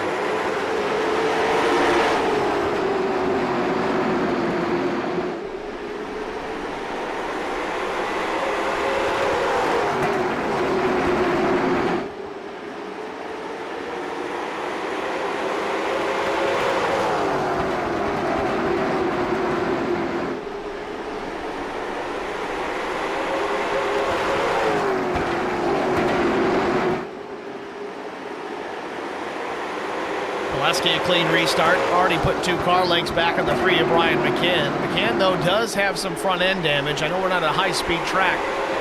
Maybe affecting the handling of that car. The right front hung out in the wind just a bit. These cars are certainly drivable, even with damage. Neil Quick proved that. Runner-up finish in that first race. He had wheel damage for about half of it.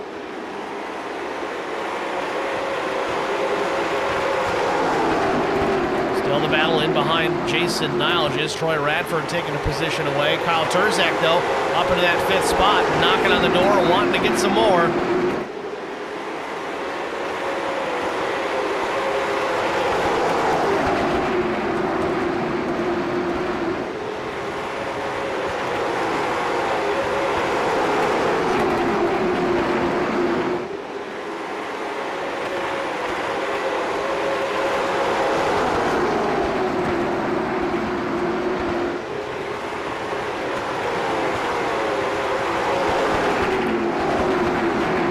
In behind Troy Radford. The closer you get to the front, the harder these positions get.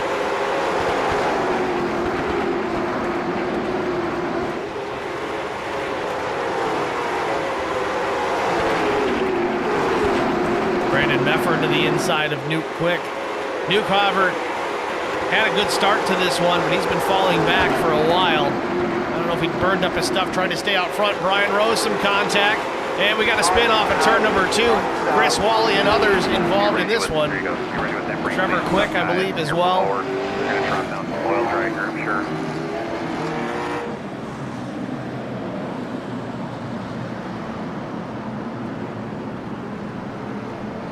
Now let's see what happened. I'll back it up a little further here. I want to watch the Brian Rose machine because it seemed to be that's where it started. Rose chasing the race car. Got the attention of William Tyndall. Tyndall checked up, and again, a chain reaction. That's what happens on these short tracks. Oh, Tyndall slid up, actually got into the 89. Got him crossed up. And then behind, I think Wally may have checked up, and the 5 gets into him. And then chain reaction. Funkhauser drives up underneath the 5, and around they go.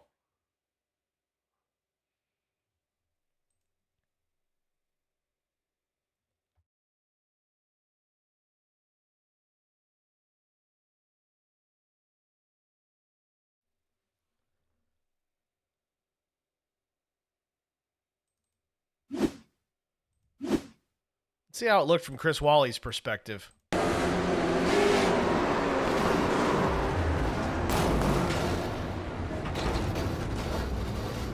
Certainly didn't look like fun.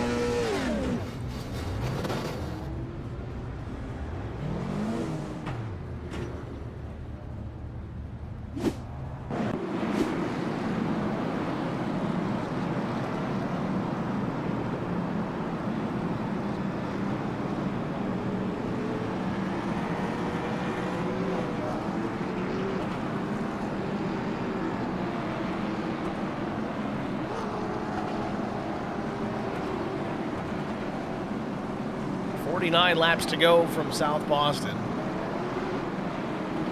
James Pileski's been well in command of this one for quite some time, but Kyle Turzak, winner of race number 1, started 15th in this one, quietly working his way towards the front. He's in striking distance now. We'll see if he's got anything for these guys. I know he probably burned up his stuff trying to get towards the front. We'll see if he's got anything left. As it stands right now, though, the top 12 machines have yet to make a pit stop. And maybe they won't. We saw some guys in that first race. They went the whole time without bothering to either put fuel in it, throw tires on it.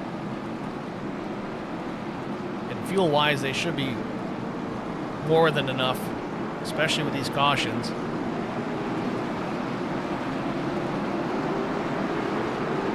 Tire-wise, it's how much track position do you want to give up for a little more grip? These Hoosiers do tend to kind of get a little bit better as the run goes on. And we'll see if Brian McCann's got anything for James Pileski here once again. Pileski up the racetrack as much as he can. Hammer down.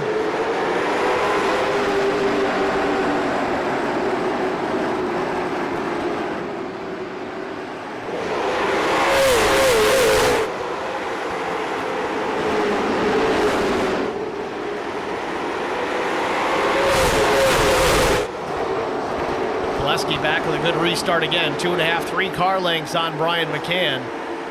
McCann 2 to 3 back to Jason Algis and Troy Radford as they battle for the 3rd spot. Then Turzak and Kevin McCann battling for position as well.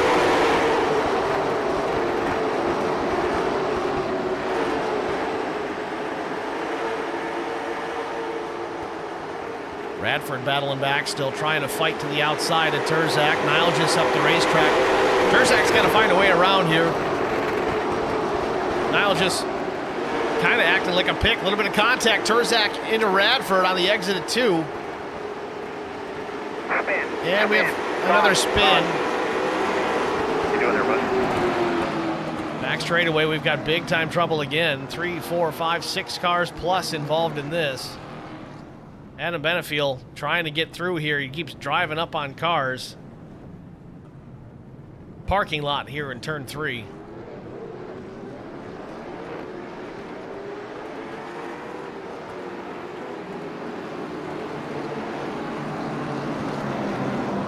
Let's see what happened. Starts a little earlier ahead. Doug Wysocki, it looks, yeah, that's where it's going to start. So we'll see if we can watch it from that perspective. Big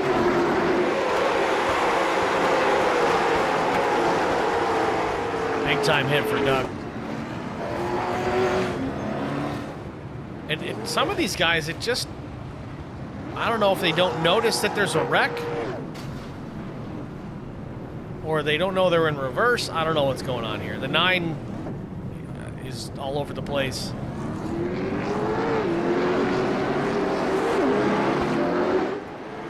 Parking lot. I think that's the word I used a moment ago. Impressively, though, Wysocki's able to drive away from the scene here. Don't see that very often with that hard of a hit. I'm going to watch it from the in-car from Doug. Driver's eye cam.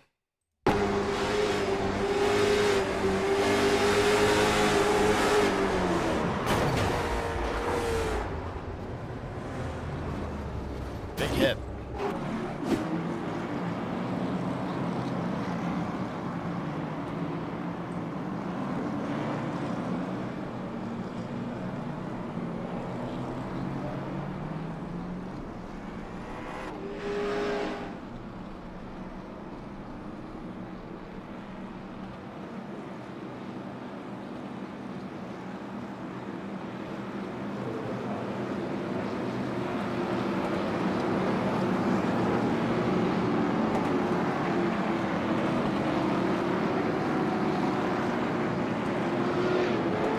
Cars still on the lead lap here at South Boston as we get ready for another restart. It'll be lap 89 when we get the green flag.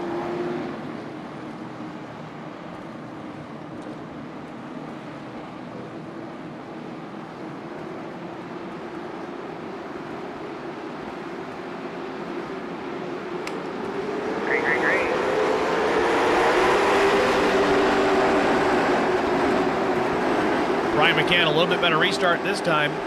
Still tucked in behind Pileski.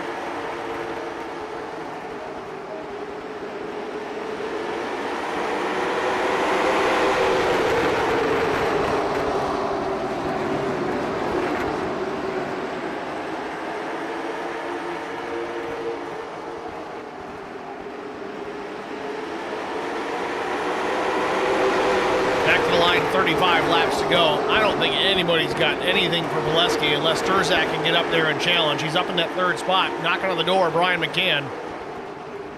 Caution, man. And the caution's out again.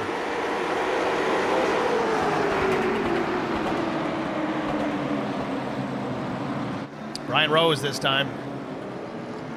Luck not faring very well for Brian Rose this evening. First race, pretty decent. Top 3 finish for the 89, but that car has been beaten and battered a good portion of the evening, and now he is 16th, the last car on the lead lap. Let's see what happened here to Brian Rose. Looks like Jarrett Wiedner involved as well.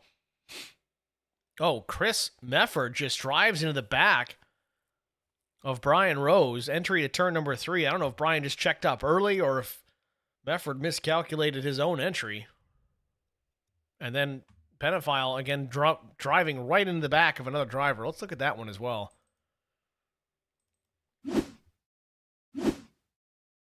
So the 9 is in behind the incident with Mefford and Rose.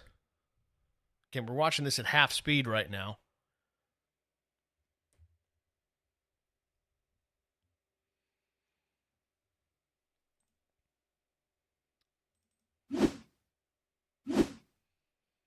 On board with the 9.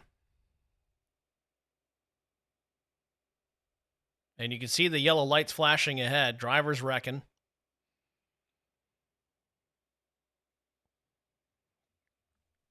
Got to lift.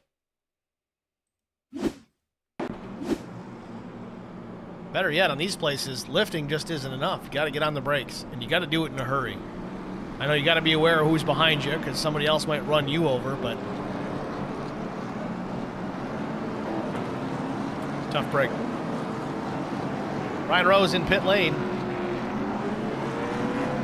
Again, no fast repair in this series. He's going to have to fix it the old-fashioned way and see what he can do to it. He's going to put right sides on it.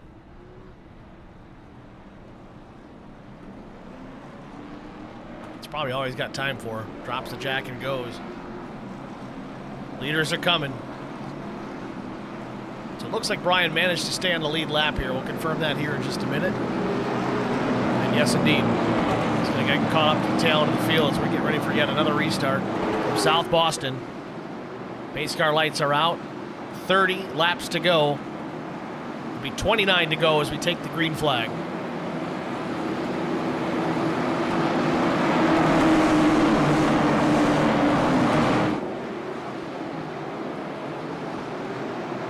Pace car is in. Another great jump for Pileski.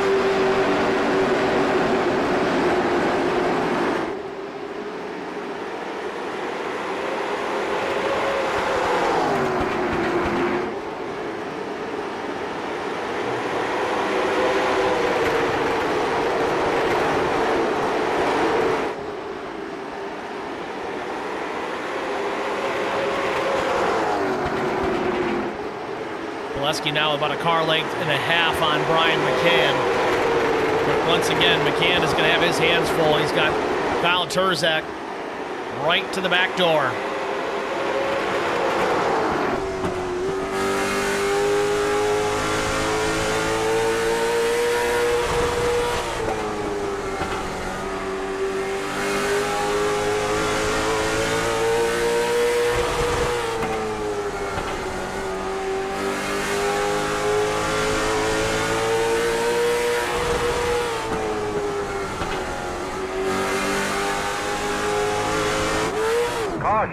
Chris Wally around.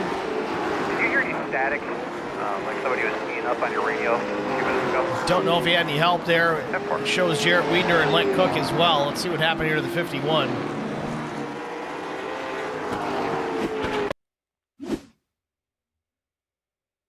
Just a moment ago, Chris Wally in the black and green number 51, the old mellow yellow colors. Wally drives it deep into the corner. Oh, so the 15 catches the 44. And again, more chain reaction. And Brian Rose, he is just a magnet for disaster out there tonight.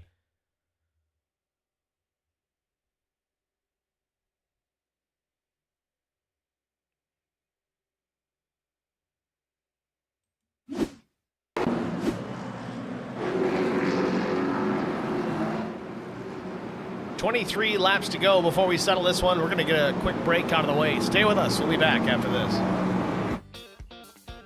R&R Racewear, your source to all custom racewear apparel needs, and home to iRacing apparel.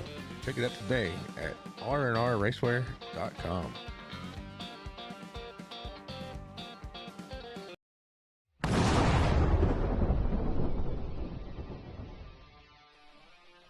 Spartan Transportation and Spartan Logistic Management is your one source for all your shipping needs.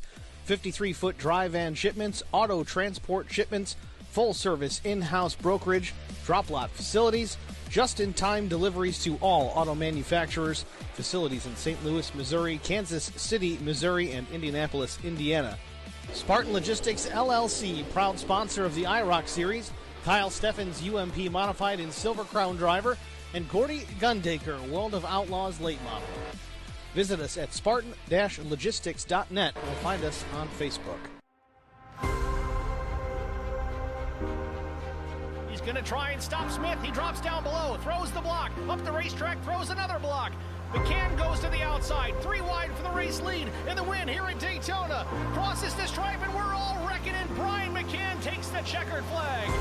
Blaze has newer tires, 6 laps newer to be specific. Into 3 and 4 for the final time. He makes some contact with Zach Millett. Millett drops it back to the bottom. Off of turn number 4 for the final time. Zach Millett's going to win through the trial for the final time. And oh, they're wrecking. Big trouble. Vincent Short sneaks through, and I think Short's going to win this. He does. Vincent Short wins.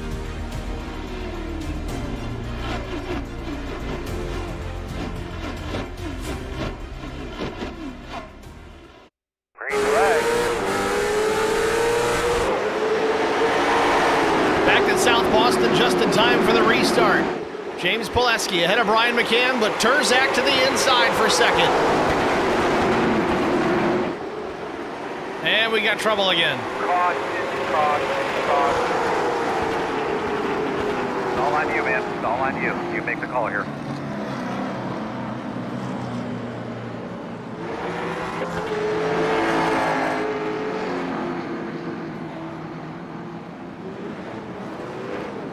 Got 18 laps to go here from South Boston. Still trying to clean up a mess in turn 4. Let's get a look at it.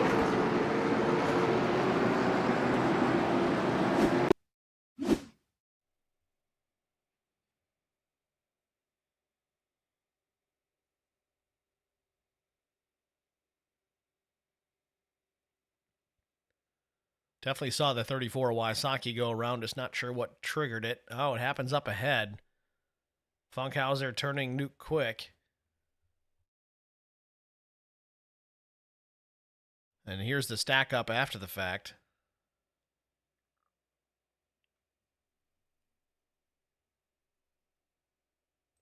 Let's watch this angle here with the 4. Still started even ahead of these guys. Looked like it was the 62. No, the 88, Jason Nilgis.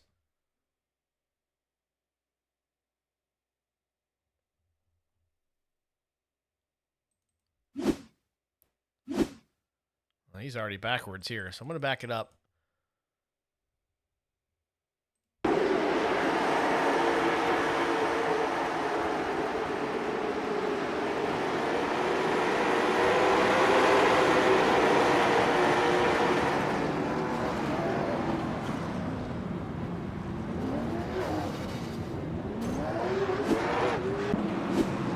More chaos here at South Boston. 15 laps to go.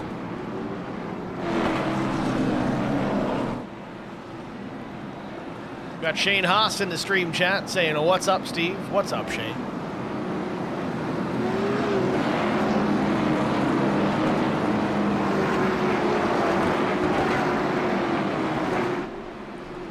Pace car lights are out. We're going to get the restart with 13 to go.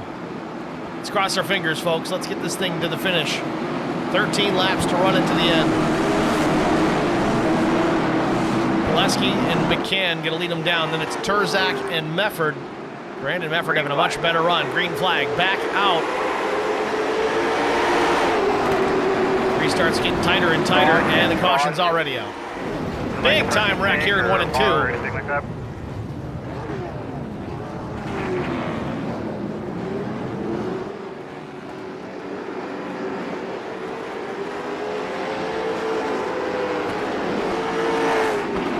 I don't even know what to say.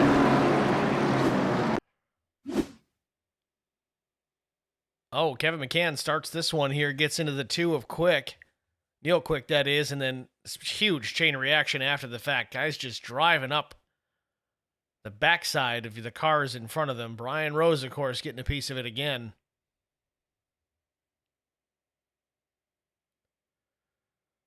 And then the 15 and the 84 just taking Chris Wally for a ride.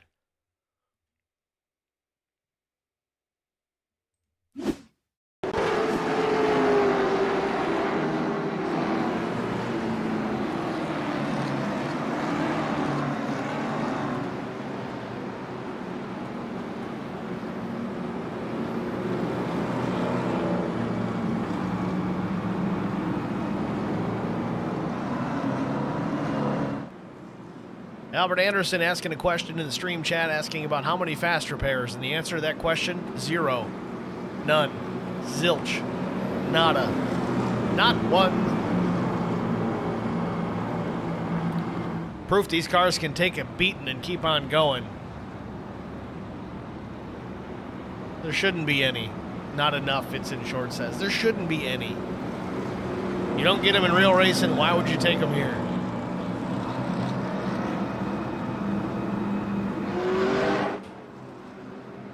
That said, they really do take a beat, and Neil Quick finished this one out the first race in second place. And I think he ran half the race with significant wheel damage. Never got the meatball, but was able to keep on going. Steering wheel definitely wasn't straight, but it was working.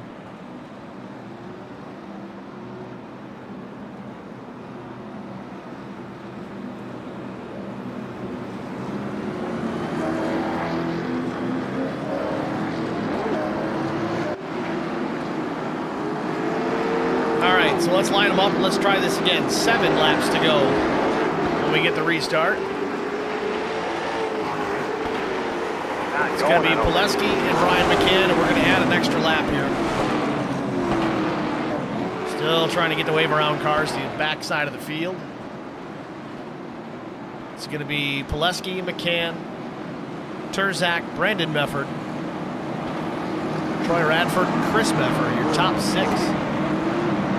To settle it.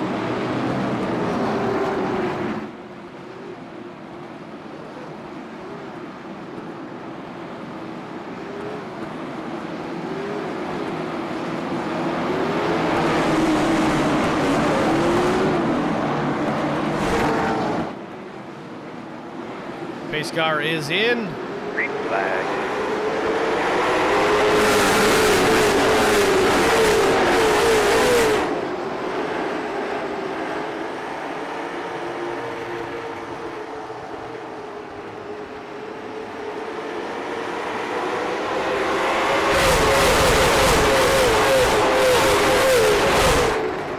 For the lead has gone away. The battle for second still hot and heavy between Brian McCann and Kyle Turzak. I think if Turzak can get by McCann, he may have something for Pileski, but that's putting the cart before the horse. He's got to get past that number 3 machine. He continues to run side by side. I think McCann has a slight advantage being able to work the outside as long as he can carry the momentum on corner exit. It's going to be hard to guard. Maybe a little bit of contact there off turn number 4. Turzak tucks in behind McCann. 3 laps to go. Pileski just running away. Happy to see the battle continue behind him. Turzak take a peek to the inside. McCann gave him the room to do it. 2 laps to go.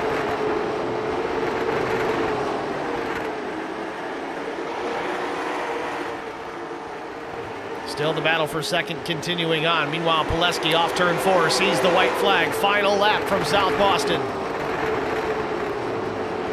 McCann hanging on to that second spot. 2 more corners and he's got it.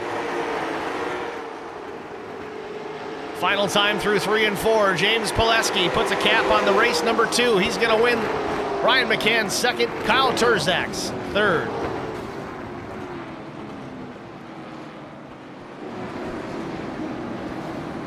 James Pileski taking home the race win.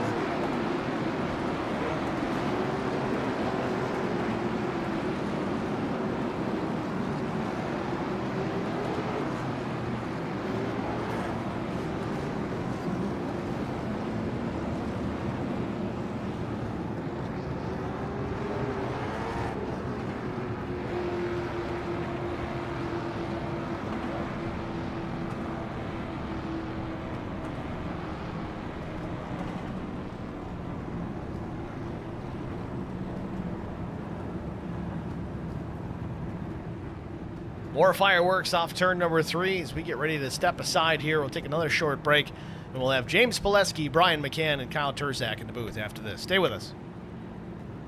I met Marco Scarza when we were doing radiothons for St. Jude Children's Research Hospital. We needed sponsors to help us raise money, and he's always the first one to jump in. I would describe Marcos and his team as upstanding, someone you can trust, and he is just a genuine guy. Marcos has been very generous. He has a genuine concern for people. You need somebody that cares about you. And that's what Marcos is, and that's pretty much what this firm is. The Garza Law Firm. Let us help.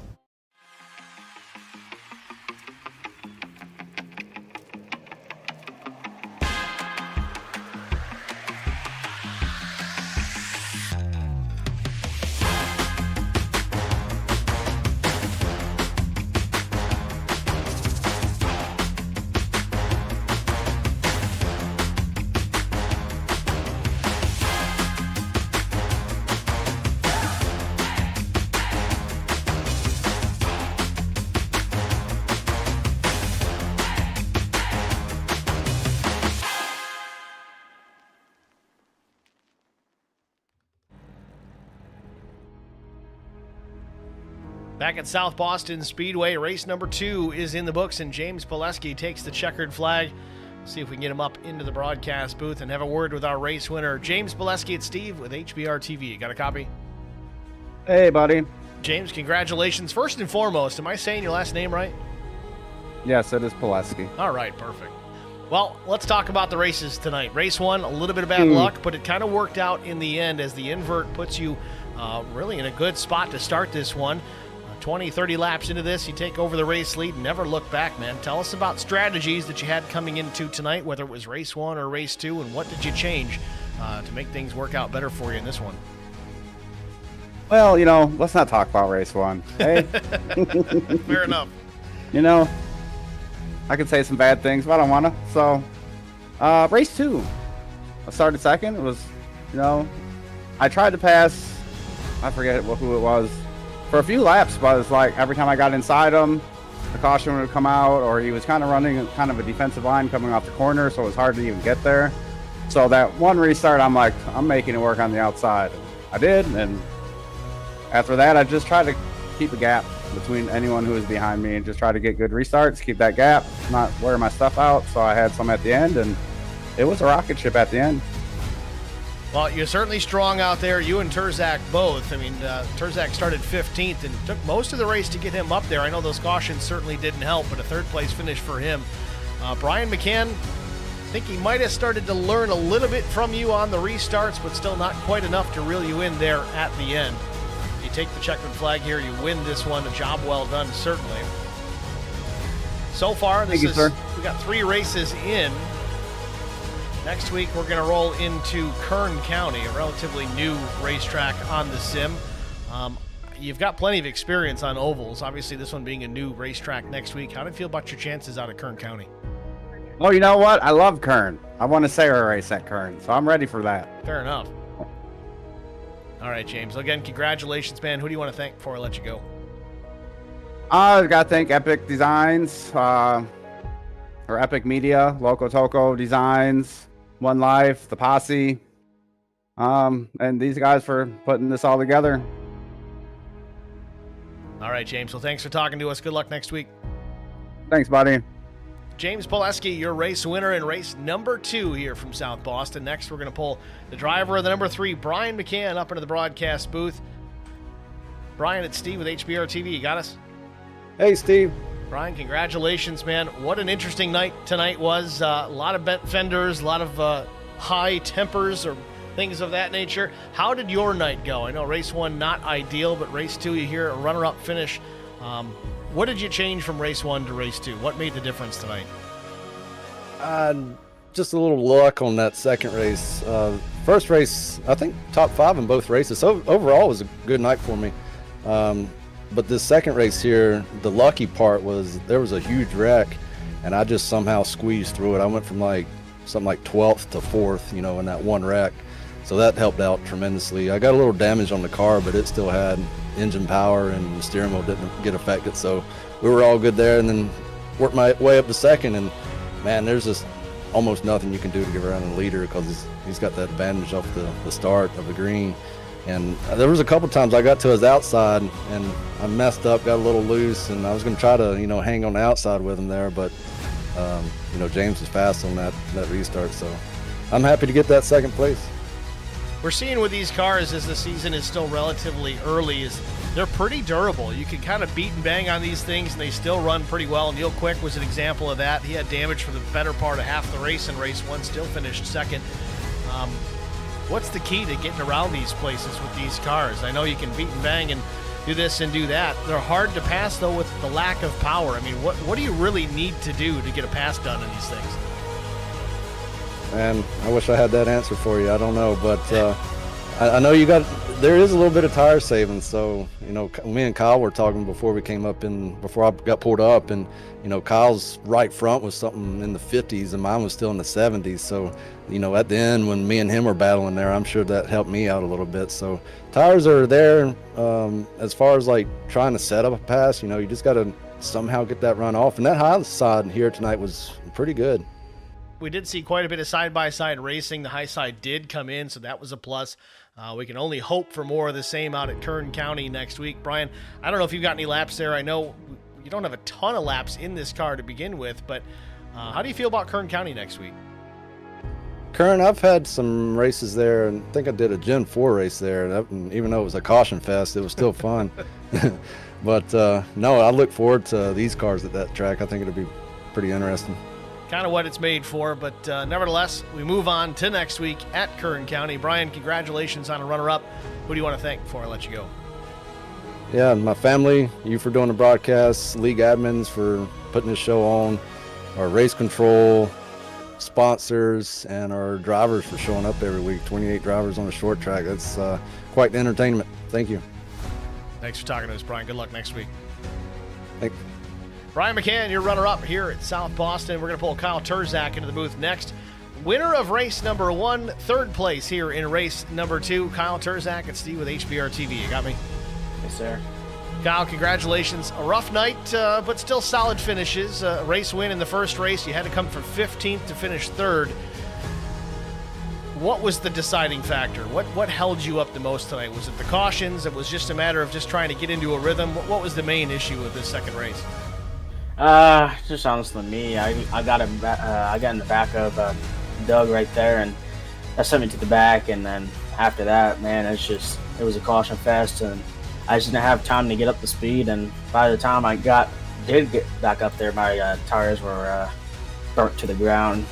Just burnt it up trying to get back up there, and I just didn't have enough. I thought I was gonna get Brian right there, but the top was so quick. I mean, I got, I think it was Jason on my top side for 3rd, and after I got in 3rd, I tried to sell in, save a little bit, but by then, we just had to go as fast as we could, and it was go time by that point when I got up to 3rd, and I just didn't have enough time, but hey, we still take a podium after coming from that. Learn a little bit. Solid points night for sure with a race win to start it off. Of course, winning both stages in that first race and then 3rd place here. It's not too shabby. You're going to go into Kern County with some solid points from tonight. Speaking of Kern County, how do you feel about your odds there next week? I know you're fast just about everywhere we go, but Kern County relatively new to the sim. How many laps you got at that place? I think I got over 300 on my resume there, but who knows? Honestly, actually, I got a league race there in 2 days, so that will give me some practice a little bit, even though it's open setup. But hopefully that gives me some more practice for Southern National. His first race of our season in real life, March 1st. Certainly looking forward to all of that. And while I've got you here, we've got Albert Anderson in the stream chat. He's asking if you're related to a Ray Turzak by chance. Yeah, that's my dad. That's your dad. Okay, well, fair enough. He says you're both from Stafford, Virginia, so I guess he knows the family, I guess. Yeah, my dad used to race in the truck series, so that's probably where. Fair enough. All right. Well, Kyle, congratulations again here. A strong night. Who do you want to thank before we let you go? I just want to thank all the league admins and you for broadcasting, all the league sponsors, and Zoom Sub Shop. Once again, they always do everything for me, and I don't know where I would be without them. All right, Kyle. Well, thanks for talking to us, man. Good luck next week. Thank you. It's Kyle Turzak, your third-place finisher here at South Boston. Heading into Kern County next week, Kevin Harvick's Kern County Speedway. It's going to be a fun one. Certainly looking forward to it. Let's take a look at our race results for tonight, though. Of course, we talked to James Pileski, Brian McCann, and Kyle Turzak. Fourth-place finisher was Brandon Mefford. Troy Radford finished in the 5th spot. Chris Mefford came home in position number 6. 7th was Timmy Schofield. Brian Rose was 8th. William Tyndall, 9th. Jason Nalgis was 10th. Steve Durbin was 11th. Kevin McCann, 12th. Josh Funkhauser, 13th. Matt Kopp finished in the 14th position. Chris Wally came back to finish 15th. Neil Quick was 16th. 17th place was Garrett Johnston. 18th was Doug Wysocki. Jarrett Wiedner was 19th. Larry Bruner, 20th. Adam Benefill was 21st. Nuke Quick, 22nd. Mike Cook, 23rd. 24th finisher was Joshua Stewart. Trevor Quick, 25th. Zachary Cleek was 26th. 27th went to Todd Cleek, and 28th was Clint Walker. Thank you guys all for tuning in here tonight. It was a long one, I know. 2 races in one night, though. That's a plus. You got that taken care of. The doubleheader, the twin 125s, as you call it. A little bit different from what we all, that there might be veteran NASCAR fans might recall the twin 125s, but 125 lap races, that's a plus here on the short tracks. Going to be more of that throughout the season, kind of hit and miss, peppered in there. It's going to be a blast. But make sure you guys are here next week. Kevin Harvick's Kern County Speedway on the docket, race number 4, because we got 2 and 3 out of the way tonight. I know it's only our second night of broadcasting, but we did 2 races tonight, folks. So keep that in mind. Race number 4 at Kern County next week. Thanks for tuning in here tonight. If you haven't already done so, go ahead and like the stream. Click that thumbs up. It helps push it to a wider audience. It helps us here at the channel. It also helps the league. And remember, we're dual streaming to HBR TV and IROC TV. So like them both. Help those guys out. Help us out. It's a plus across the board. Also, check out the website, hbrtv1.com. Click the live tab. That's always available as well. Great place to check out the racing action each and every week. With that said, congratulations once again to Kyle Turzak and James Pileski, our race winners from Race 2 and Race 3 here tonight. Thanks for watching, everybody. Have a good night.